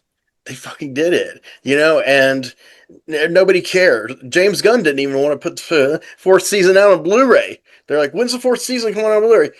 I don't know. Sometimes. I mean, that's how he acts, and it finally did come out. But my point being is those shows were kind of like hard R, mid to hard R. Harder than the PG-13s of Marvel. They would harder than the Netflix shows were back then. I mean, now Daredevil's like, we're super, hardcore. But back then they get up to, they won't say fuck. They want a full frontal nudity. Those are the two big ones.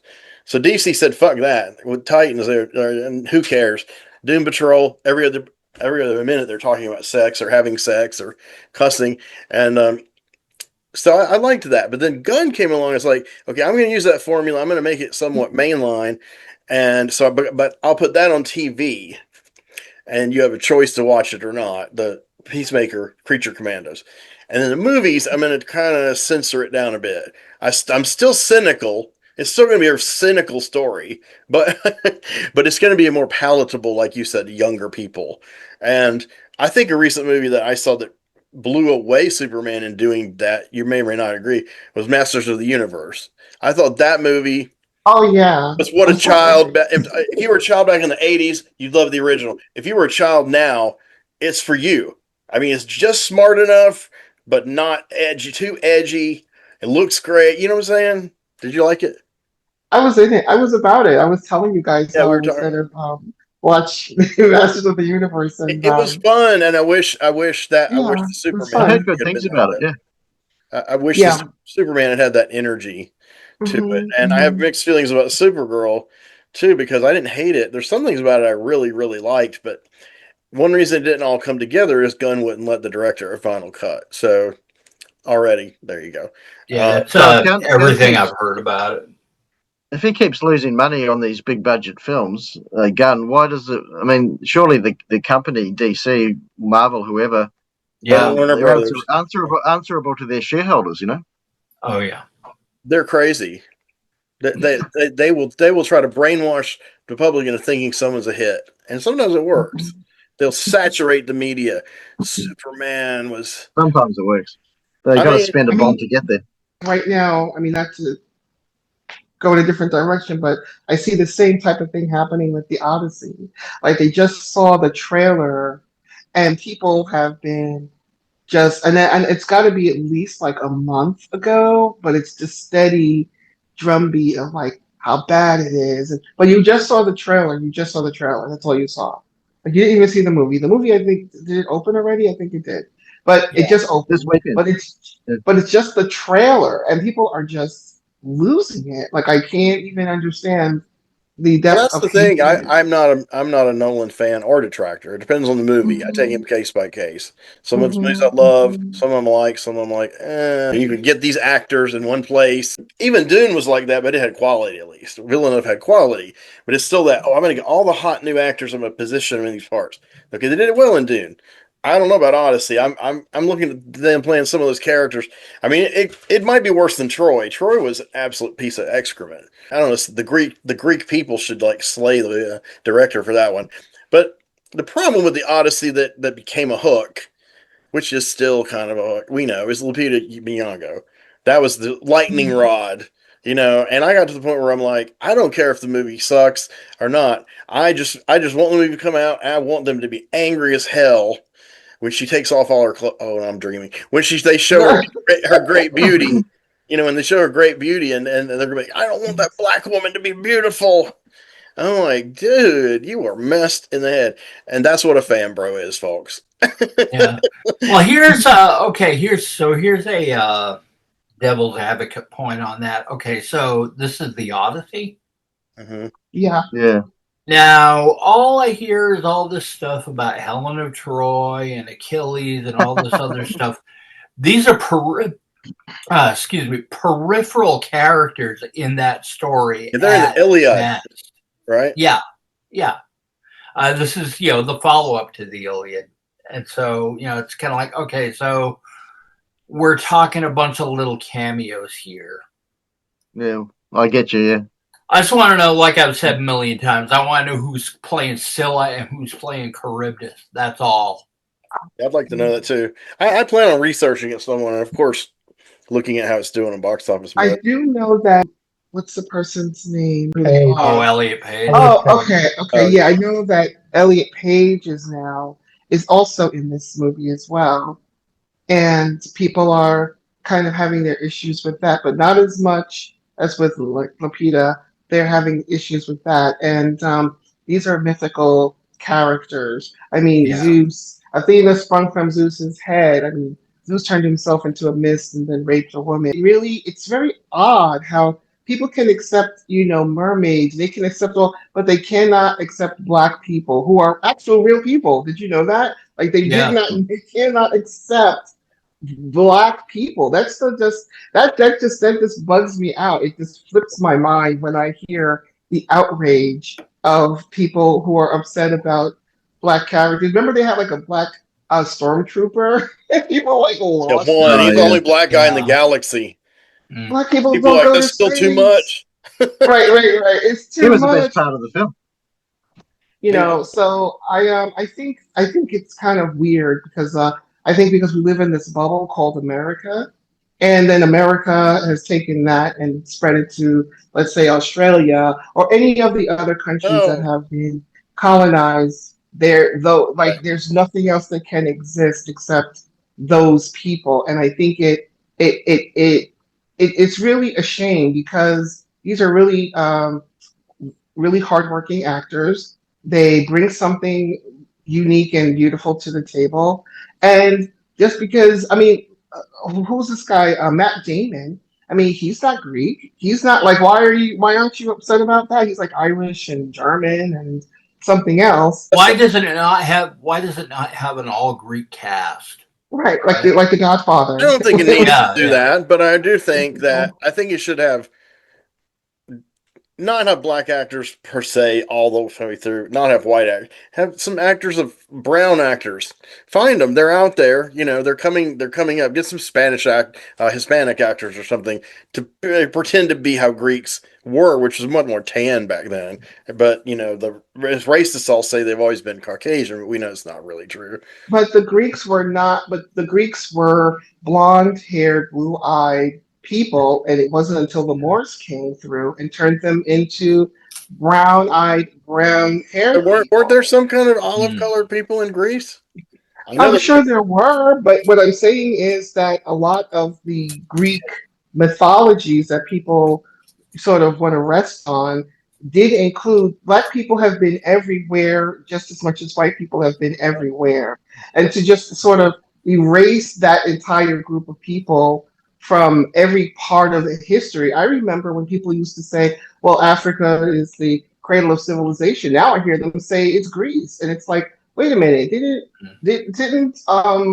like some of these Greek philosophers I do know went to Africa to study and to understand philosophy and democracy and all of the other, but you don't hear about that. I only know about this because I was born in a time where people used to actually like tell the truth about history. But now it's just been so whitewashed, no pun intended, but it's very whitewashed, and I think that contributes to the dumbing down of where we are today and why people have issues with a black woman being in a movie as opposed like Othello. I mean, like, come I mean, on.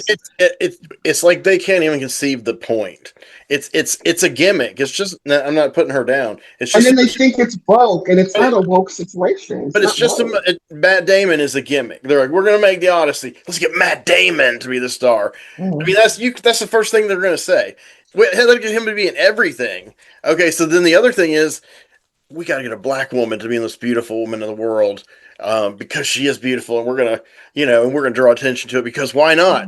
And that kind of sounds like a progressive thing on paper, but it doesn't seem like it's overcoming all the stupidity. Maybe it can't. But a mini scandal I saw was Zendaya and her husband on a mini press tour, and they asked her what she thought about him or what he's doing for her, and it was this real romantic thing because they didn't publicize their wedding, so then they're talking afterwards, and he's like all sensitive in the interview, and which all Spider-Man actors, they're brunettes, they're short, they're skinny, they're earnest looking, and the Band Bros went crazy. They're like, that boy's whipped, man. He's whipped by a pussy, man. He's like, why is he doing? Fuck that, man. I'm thinking just because you'll never sleep with someone as beautiful as Zendaya, just because you'll never have a marriage that nice, doesn't mean that everyone else needs to suffer hearing your bullshit. It's like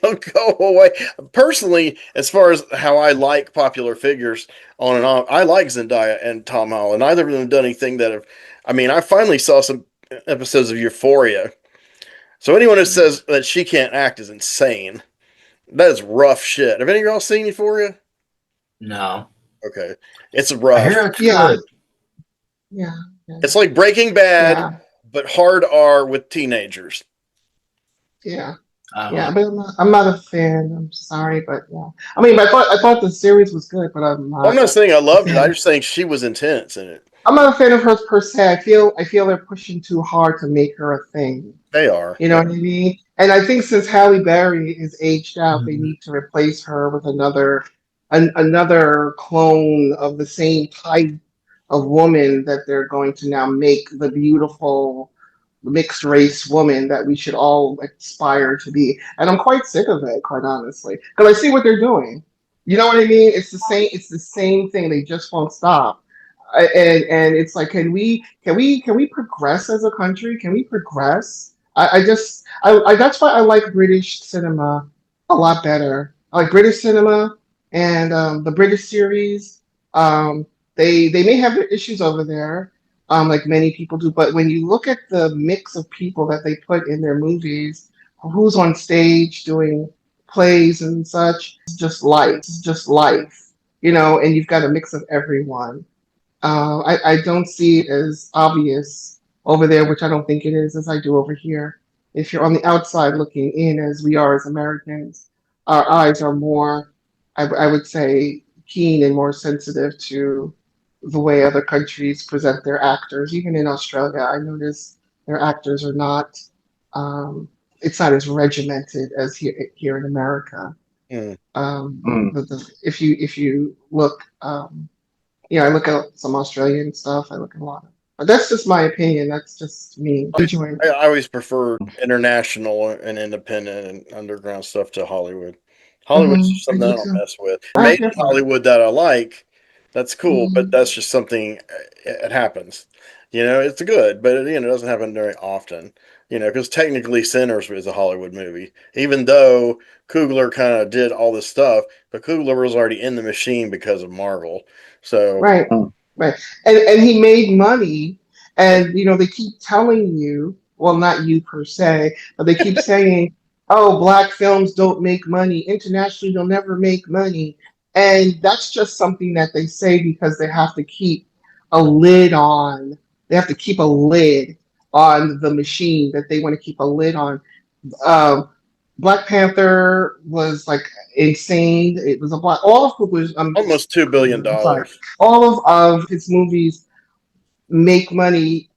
Look at Get Out. I mean, yeah, there's a creative voice that has been suppressed for a very long time, and the storytelling and the perspective, because we are who we are, is always going to blow people's minds because it's a perspective that people have never seen before. We see it, we It's not understand it. normalized to us when we were coming up. Right. I mean, and it's okay, but I thought Sinners, because historically it just pulled from so many different things, from Native Americans to just a black culture in the South to the white Asian, yeah. passing woman Mm. who fucked everything up because that's what they do, to the Asian people who, have their businesses in our communities and extract wealth, but then treat us badly. They're learning and figuring that shit out right now, as we all know. I mean, it was just so much. There's a lot of history there. Yeah. And there's a lot of historical resentment because of the model minority. There's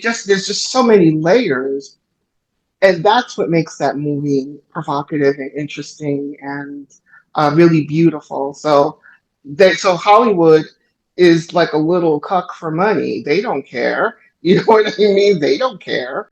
If it's making money, we'll let you do it. Sadly, they milk every franchise to its last, Oh, you yeah. know. Right.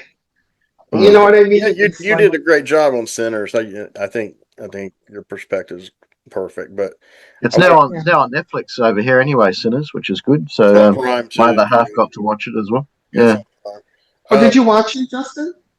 yeah, I saw it at the No, cinema you when it reviewed was it for the released, movie for us. I mean, but also it was on Netflix. So I watched it again for the first time in over a year last weekend. oh, that's cool. Yeah. That Justin needs to call me out to tell the recent ones I have, even though I probably mentioned a whole ton of them with you all. But I have a couple of distinct ones I would like to mention. How do you feel about that, Justin? Henry, it's your go to mention what films have really stood out for you in the last 12 months. Well, redolent of Briggy's points, the overarching, thrust of her soliloquy, diatribe, monologue, discourse. How about that one? I want to tell you that I just saw two. I think all of y'all know that I've seen these movies, independent movies, black movies, black being made by black people, starring black people, and very experimental, completely off the radar. And it doesn't seem to matter because they're brilliant. Nobody cares about, oh, they're going to make a billion. Is Boots Riley going to make $1 billion movie? I don't know, man. What the fuck? Is the sky going to turn green? I mean, leave me alone. I'll do the first one. So I Love Boosters. So I Love Boosters is that it is a continuation of the absurdity of Sorry to Bother Me. And I started rewatching that. I have got through half. But that movie blew my mind when I saw it. And said, oh no, Bricky got mad and left. I'm just kidding. Oh no, the Phantom Zone. Still there. Well, so anyway, I Love Boosters is it's got a lot of layers too, and it's funny. It's extremely funny, and the special effects are incredible. The budget is very low. It's very science fiction. It's very weird. It's very absurd. There's one passage that I will swear was influenced by part of the Holy Mountain, and in a good way. I was very impressed. But it's not an obvious one. It's one. It's one. You remember the passage in Holy Mountain where they're stopping to introduce all the thieves, and they around the astrological signs, and then they're like, "I am Mar," whatever. Anyway, they have a segment like that of a character, and they live in basically like a sweatshop in China or something. This is so and so, and then capitalism is here, and they're demonstrating all these absurd things they make. I thought it was a great movie. I thought it was fun. The title doesn't mean anything to anybody except people who are familiar with that part of the black community, which it's not a great part. It depends on how you look at it. I didn't really know to the extent that shoplifters took all the stuff and kept it at their house and made mini stores. Apparently, that's real. So he built the movie about it, but the movie's really about revolution. It's about all these layers of revolution. But anyway, the one that really affected me the most emotionally was Is God Is, which I did do a piece on for a short. And that one has not had the traction of I Love Boosters. The director's first time. She has no reputation like Jordan Peele or even Bruce Riley. But it's from her play. It's all from her mind. I don't know how much it costs. The production value is absolutely flawless. It looks absolutely brilliant. Better than anything I've seen in Hollywood recently. It's just a well-made movie as it should be. And it's violent, it's dark, it's funny, it's irreverent, satirical.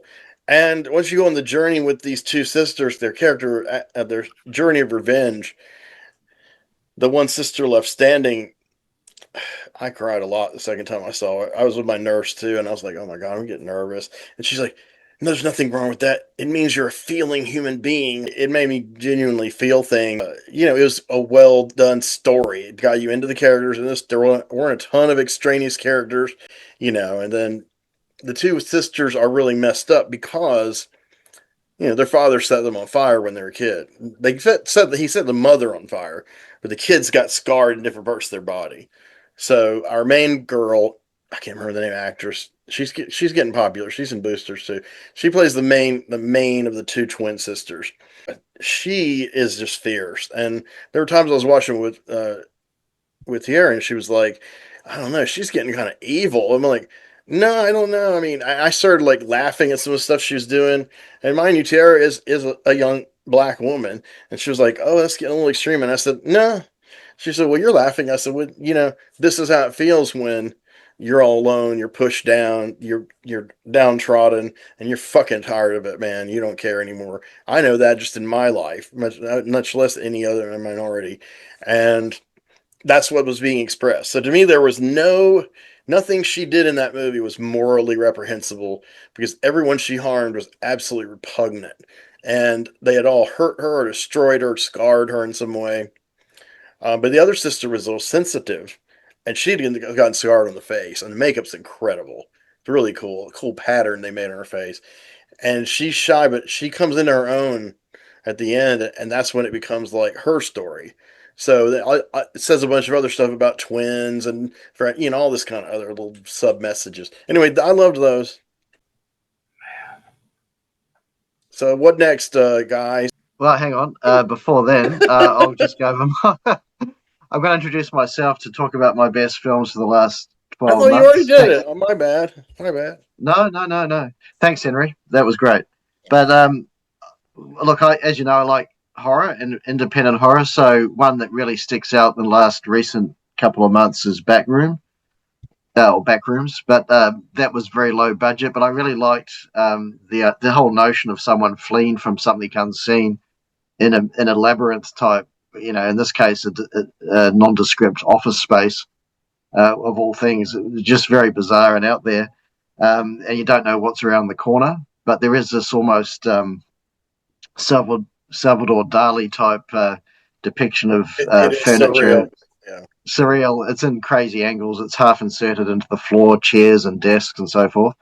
And it was just really original, I thought, the whole film. And the fact it was supposed to be the junk from one person's life, that it ended up in this other dimension, which could be accessed through a wall in his basement of this very hokey sort of furniture store that he was running on the outskirts of LA. So I really like that film, what they did with it. And I still have to do my short on that as well. I did see Obsession the week after that, and although I did like that as well, low budget, and it creeped me out. There was a few jump scares in that one as well. It was a bit of a harder watch, I thought, Obsession. It was quite unpleasant, I thought. But it left you thinking about, if you're in this situation, what would you do? You're now with somebody who you'd long to be in a relationship with, but what do you do if it turns out to be not what you expected? And if you feel some sense of guilt as to the way they're acting or the way they're behaving. So I thought it was quite deep on that level. Yeah. And a film I enjoyed late last year, sort of November last year, was Nuremberg with Russell Crowe in it. I thought that was pretty good too. If you like history like I do, good acting performances. So that film kept me occupied as well. And in terms of series, I watched a Netflix series about November, late last year, called a British one called Adolescence, which I thought was particularly, it had such a grittiness and reality to it that I thought it was pretty compelling viewing. Yeah, and good mixed cast and everything. So, if you watch that, it's certainly a recommendation. Justin, you cheated. You exploited the fact you're the host. You cheated. It was 1 or 2, and you just did 5. I'm glad he did. I'm glad he He's did. like, I don't care. I'm the host. I'm gonna keep going. It kind of piqued Okay, my I didn't read the interest. rules. I didn't read the rules. Ignorance of the rules. Ignorance of the law is no excuse. It doesn't apply to you. They're just loose Okay. guidelines. They're not rules.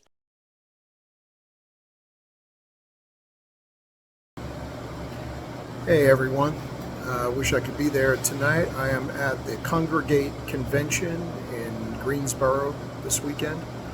I'll be doing what we would be doing anyway, talking about films, talking about 25 years, the films that were released in 2001. We're going to be talking about cryptid cinema, movies with everything except Bigfoot and the Loch Ness Monster, more the obscure ones. And I just wanted to say, sorry I'm not there. I'd like to say hi to everybody. Thanks for being a part of this. It's been real fun. It seems like we've been doing this for way longer than we have. The amount of films we've covered is insane. And not just the same films that everybody else talks about. I want to thank everybody for introducing me to a lot of things that I hopefully will have time now to actually watch. It's been... Post-retirement has been busier than I ever thought it would be, but I really do appreciate it. You are all a great bunch of people, really smart, perspectives I would not have otherwise considered, and I'm proud to call you all my friends. So have a good celebration tonight, and I hope to see you again very shortly. Henry, thanks for everything. Thanks for having me be a part of this. Okay, bye-bye now.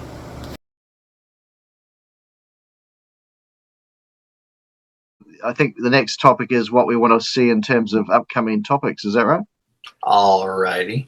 Well, yeah. So, this is a two-pronged question, if I remember correctly. And the first part of that is there anything that you're wanting to do, particularly as in, is there a subject you want to return to? Or is there what would you like to do? What kind of series would you like to do in the future? And I'm going to throw that question first. Boy, that's a tough one because I'm going to pick a topic that no one would absolutely be interested in. You can pick more than one topic, but go ahead. Well, yeah.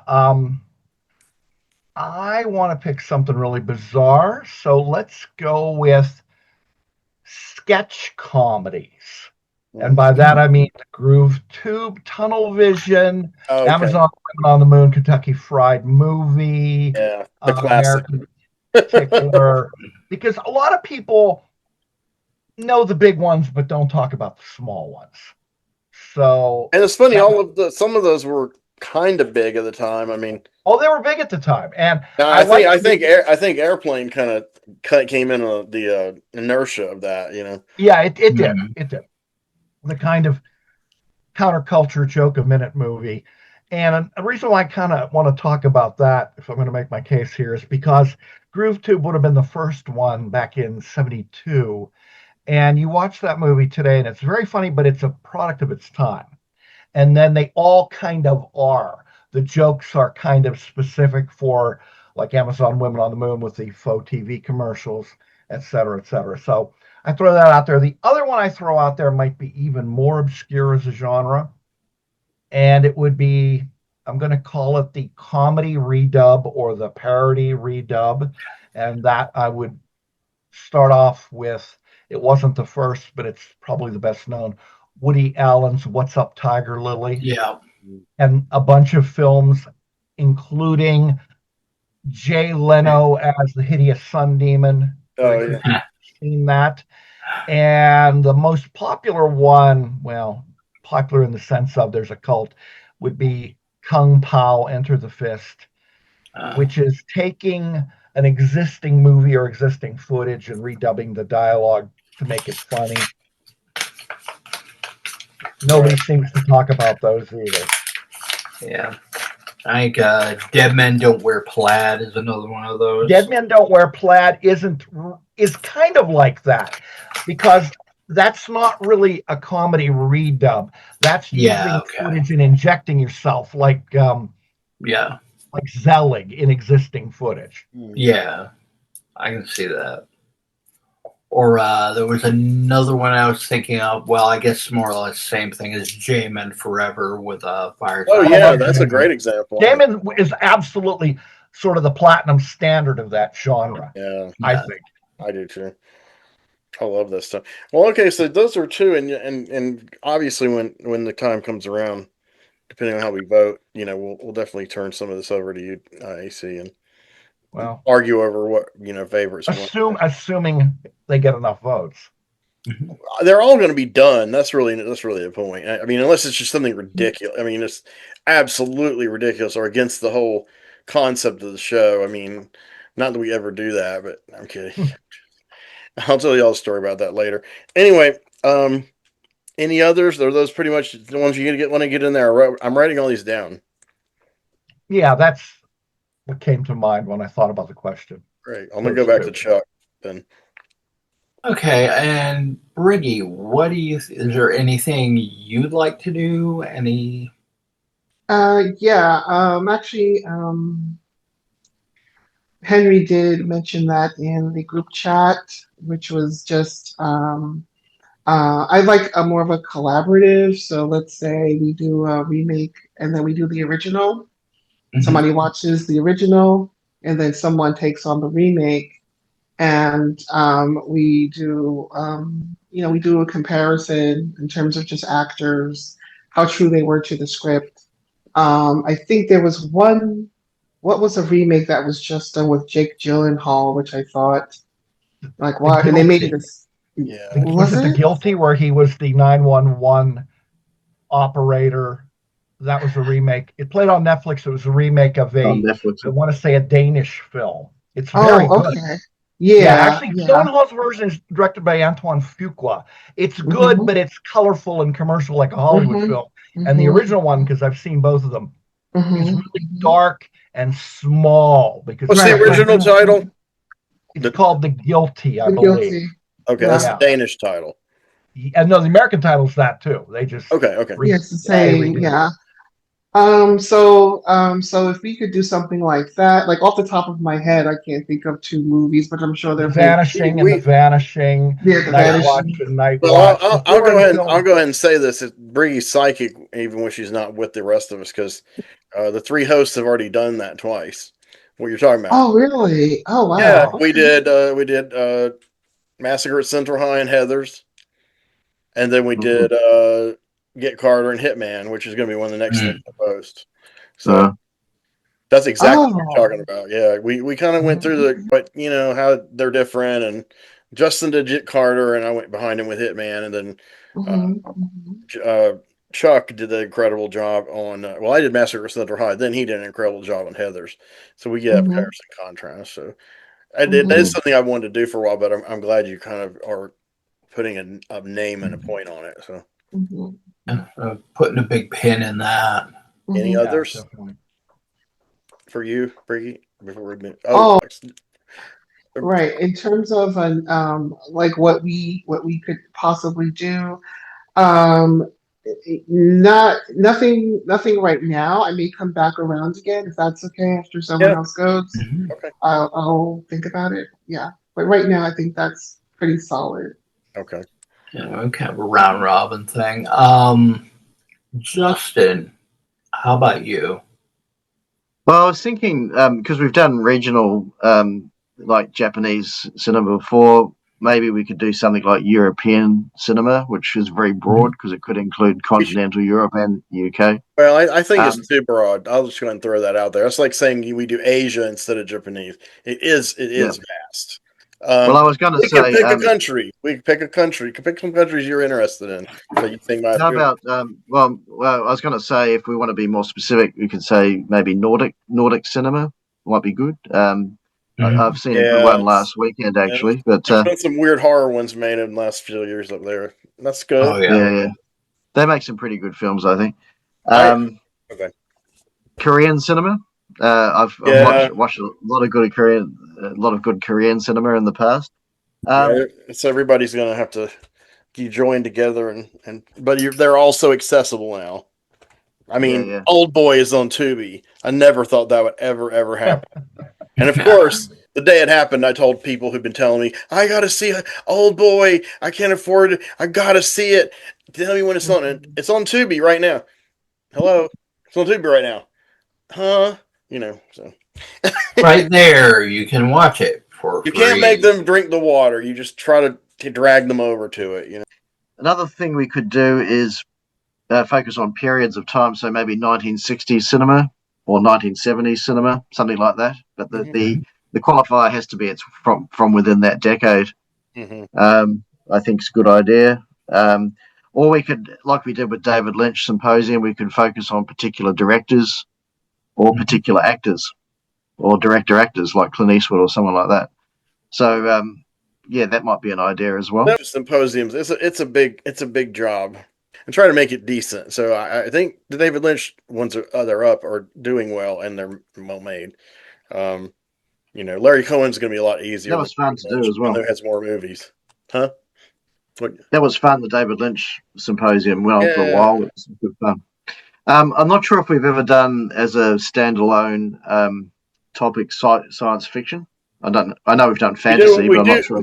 We have one called alt sci-fi or alternative science fiction, which is something that I came up with Bill and Keith, and basically we've done weird science fiction. Yeah, we've done 2 rounds of it. I'd be glad to add that series and put it on the playlist because, in other words, we're trying to do I put a list of don't do these movies for science fiction, and everybody works around and annoys me. So anyway, I'll make that list. Like no Star Wars, no Star Trek, no blah blah blah blah blah. Then another time we maybe could do it and. I don't know. Name it something that's catchy. Not alt, but what about sci-fi? directors that started the genre? Like there are directors who sort of were known for this particular before. I'm going to use this sort of Kubrick. I'm just going to use that as an example. So he did Space Odyssey. So before that, there wasn't. And what people were saying about that movie, from what I've read, it was complete bananas. It was like anarchy. It was like you can't do that. Movies aren't supposed to, be this way. And so he kind of broke the mold and broke through, which started the entire space travel genre with He forced Hollywood to put more money into the production value, so science fiction didn't look silly. Now it didn't completely take, but Star Wars kind of cemented it. But I would like to say though that there were a couple of predecessors that were very cutting edge for their time. The Day the Earth Stood Still, which holds up because it's extremely minimalist. And once you're minimalist, you don't have all these gadgets and shit and trying to make it look cool. Same with Forbidden Planet. Forbidden Planet, yeah, looks exquisite. Those or maybe that's the genre there too. I mean, I'm just saying, like early space travel, early cinematic space travel. I don't know, just all right. Something that would be because a lot of times, a lot like sampling. I know this is a weird segue. People don't know where the original movie music came from. Right. You know what I mean? They think like Jay-Z is like this amazing, artist, but if not for those hits that were already hits, say in the 1960s, or some straight ahead jazz that, some obscure, or not even so obscure, maybe Herbie Hancock or, Dizzy, and they take a certain section of that and then they build on that and turn it into something. People don't even know the genesis of this music. Well, that's a good point, because Justin, Obsession, you see the young kids today online going, oh, it's such a cool horror movie. That was an episode of The Simpsons, Treehouse of Horror. And a little bit older people go, that's kind of like Tales from the Crypt. And I'm like, nah, that's the Monkey's Paw from like 1920. Oh, yes, exactly. Because you have no memory. Your memory is only as old as you are. Yes. Death Dream is a great Monkey's Paw one. Yeah, Death Dream too. That's Yeah, I'm obsessed with that idea, Bree. I do it with music and movies because I believe in giving the artist who conceives something all the credit. And Right. unfortunately, we live in a world where they don't get all the money. Is next. Yeah, Nicola, why? Yeah, do you have any ideas or suggestions for a topic we could cover? None. Actually, none. Yeah. None. Okay. Actually, wait. I am going to go now, if Oh, it's okay, because I need to be somewhere else. okay. Because my Yeah, wife will be yeah, like Okay. messaging me. Yeah, sure. Well, yeah, that's Thanks for fine. coming. it was awesome Thank you meeting for coming. you face to face, Yeah. and I hope we'll do it again. So. Actually, I jot down all the movies you were like saying. That's why I was Oh like wow. always. So Thank I'm you. gonna look at it and watch it. All right. So And Right. Yeah. text me and let me know what you think. sure. Okay. So I'm just gonna ask you on the messenger Yeah.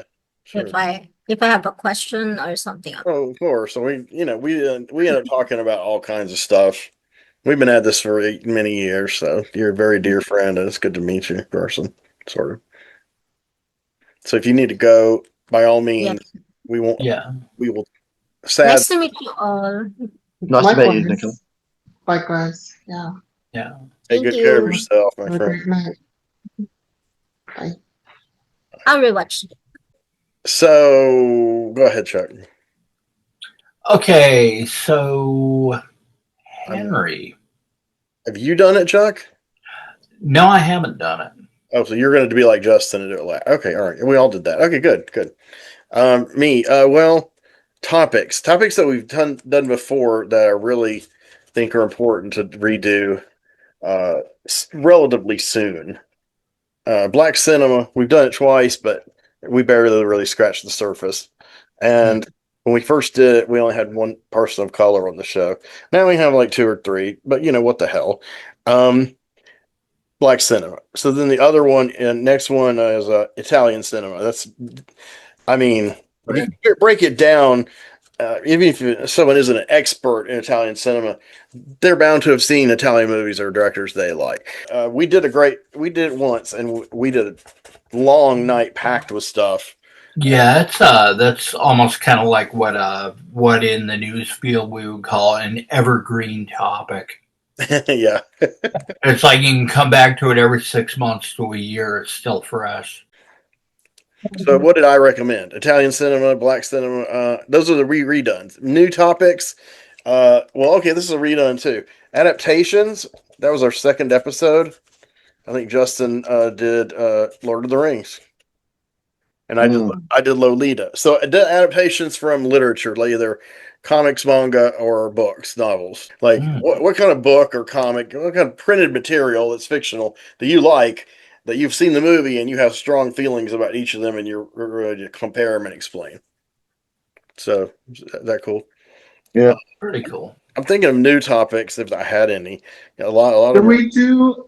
Does this channel do documentaries at all, or no? Oh, that's one of the ones I was going to mention. Thank you. We haven't lately. No, we've never done it as its own. We've never done documentaries. Documentary as its own Done thing. biopics, but not documentaries. What now? We've done biopics, but that's something different. Right. Not documentary. Right. Yeah.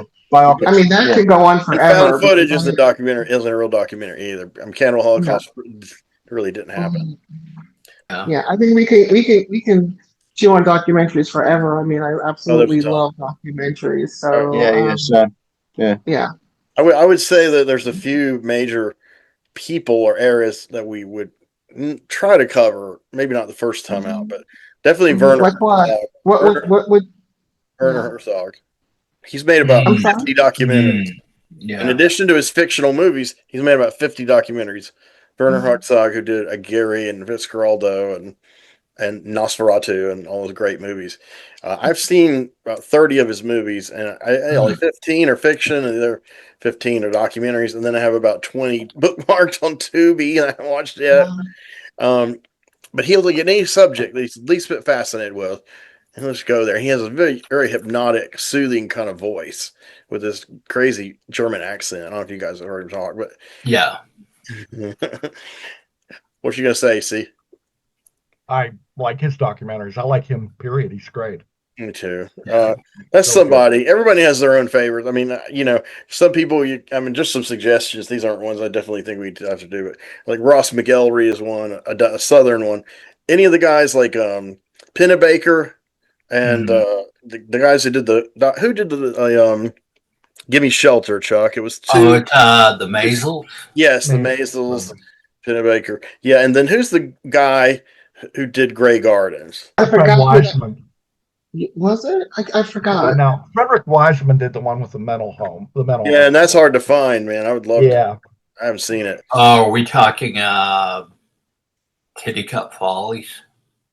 Yeah. No, we're talking. Oh, that's Yeah, one. that's the one. That's the one that you can't find. You have to take me off to both of them. So Grey Gardens was directed by the Maisels. Actually, yes. Okay. Okay, and then it's been remade or followed up. It's been a musical. It's been like every cultural event. So, he did sales. They did Salesman. Also, I liked Salesman. I was a little disappointed in Grey Gardens. I think it wasn't what I hyped it in my mind to be. So that's my bad. I'll be glad to watch it again though. Are you talking about the documentary? Yeah, Grey Gardens. Yeah, and Salesman by those two guys who made Give Me Shelter. Right. Mm-hmm. They were pioneers. So yeah, definitely anything like that. And Mondo films don't count, even much we want to cover them. Yeah. Do them under Italian cinema. But anyway, documentary was one that I wanted to name. Thank you. That's it for me. So here we got how many altogether? We got 1, 2, 3, 4, 5, 6, 7, 8, 9, 10, 11, 12, 13, 14. Oh, we need to do Roberts. True crime. We got to catch up with the Joneses, man. Get our views up, dude. Yeah. True crime. We're gonna jump on the bandwagon because people love true crime. Yeah, some of us have been into it a lot longer than the Gen Z is, but I'm glad Gen Z is getting into it. A lot of the documentaries I watch are true crime. Mm-hmm. Yeah.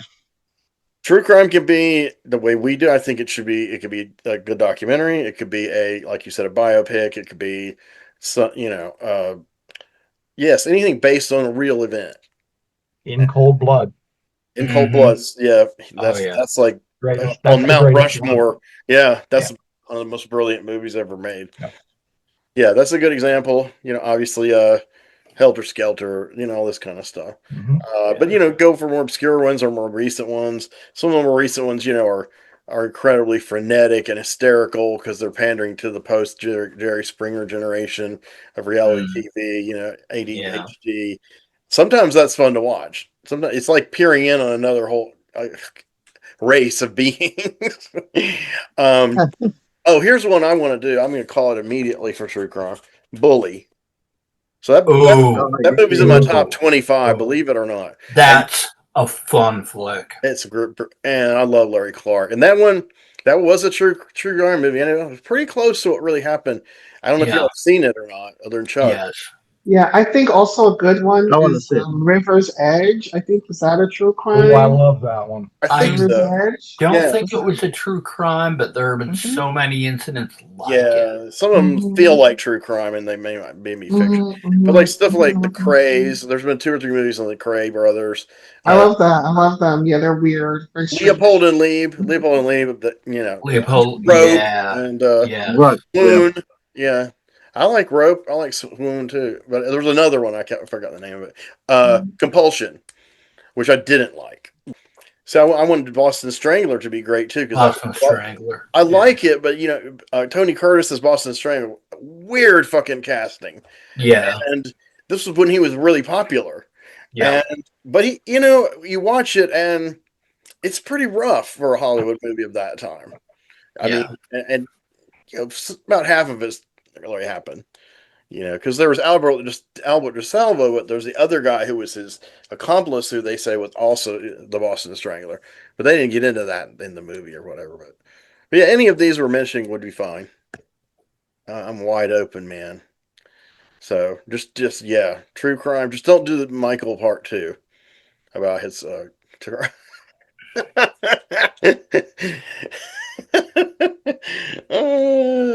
want to do Michael Porcher for true crime. I told you were you were a snob, but it's okay. It's fine. I forgive you. No maliciousness, Mint. Only parody. Alleged crime.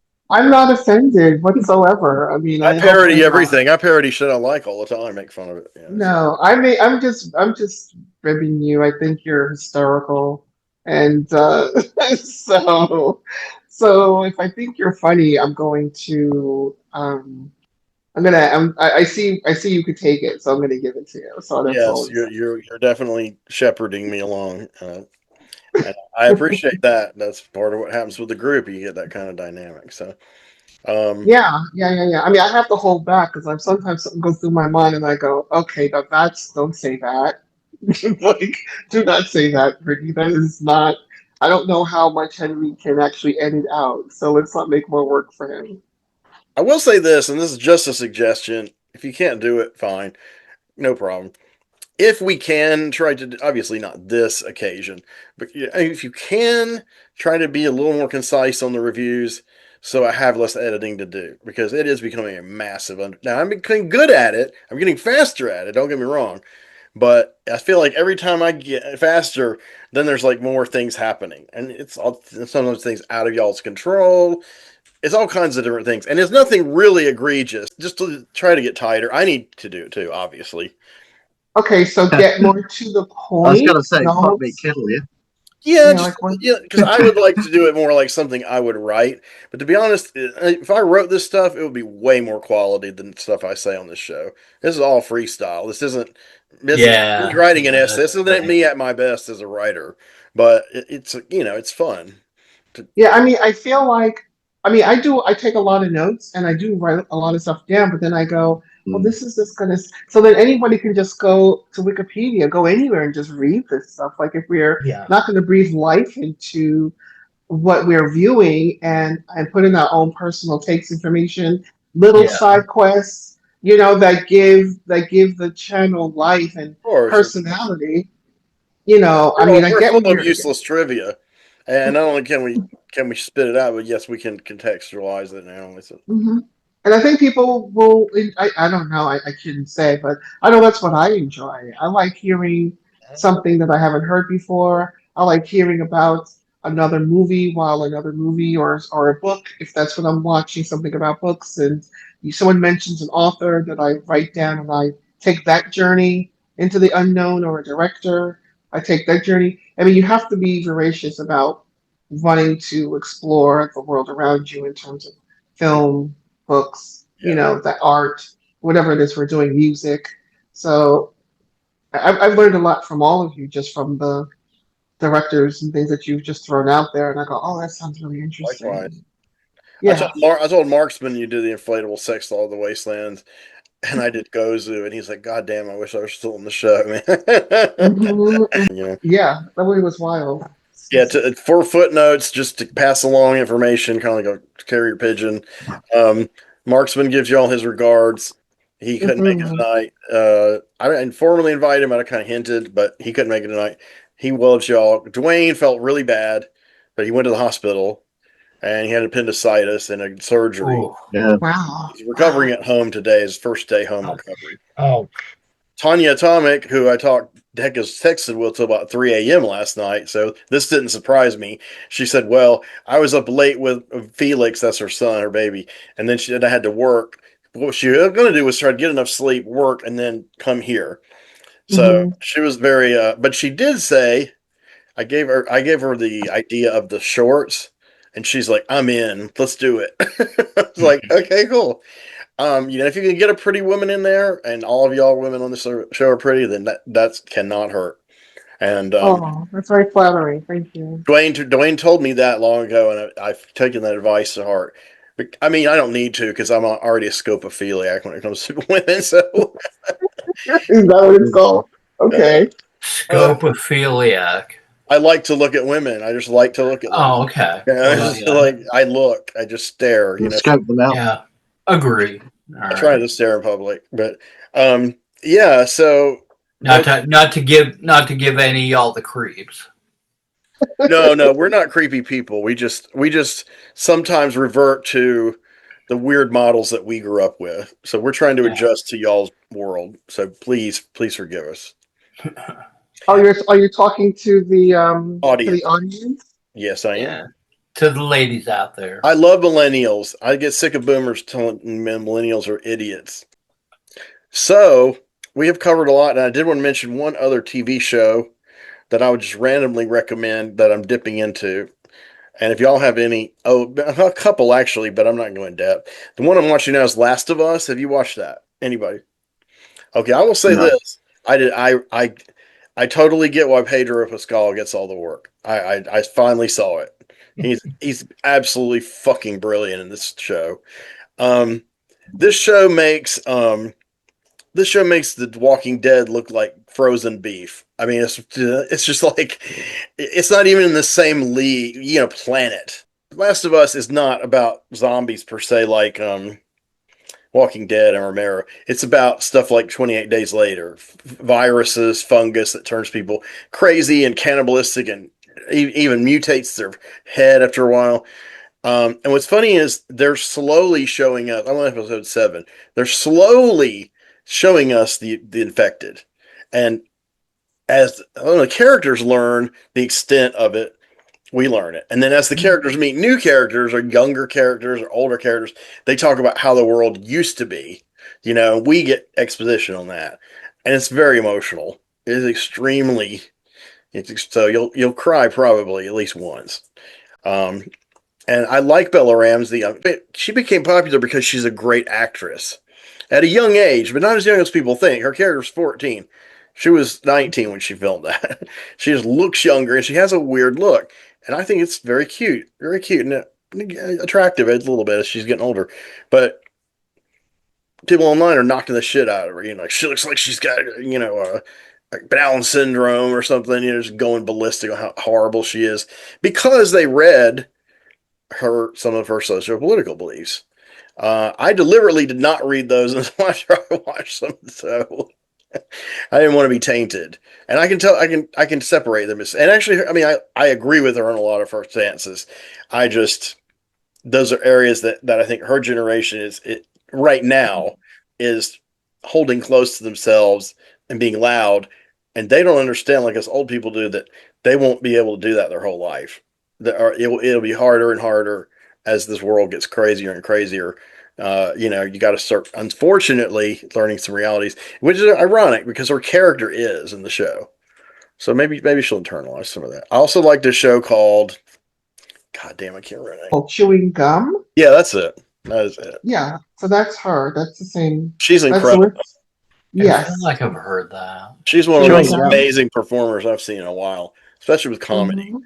So a lot of comedians just don't do it for me.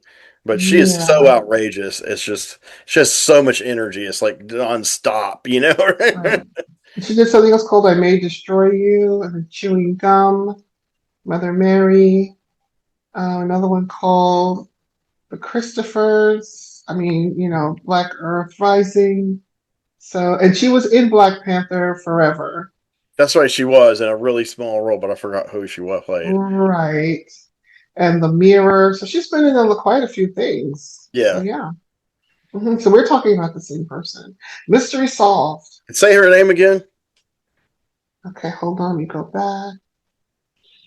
Okay, her name is spelled Michaelae. Michaela.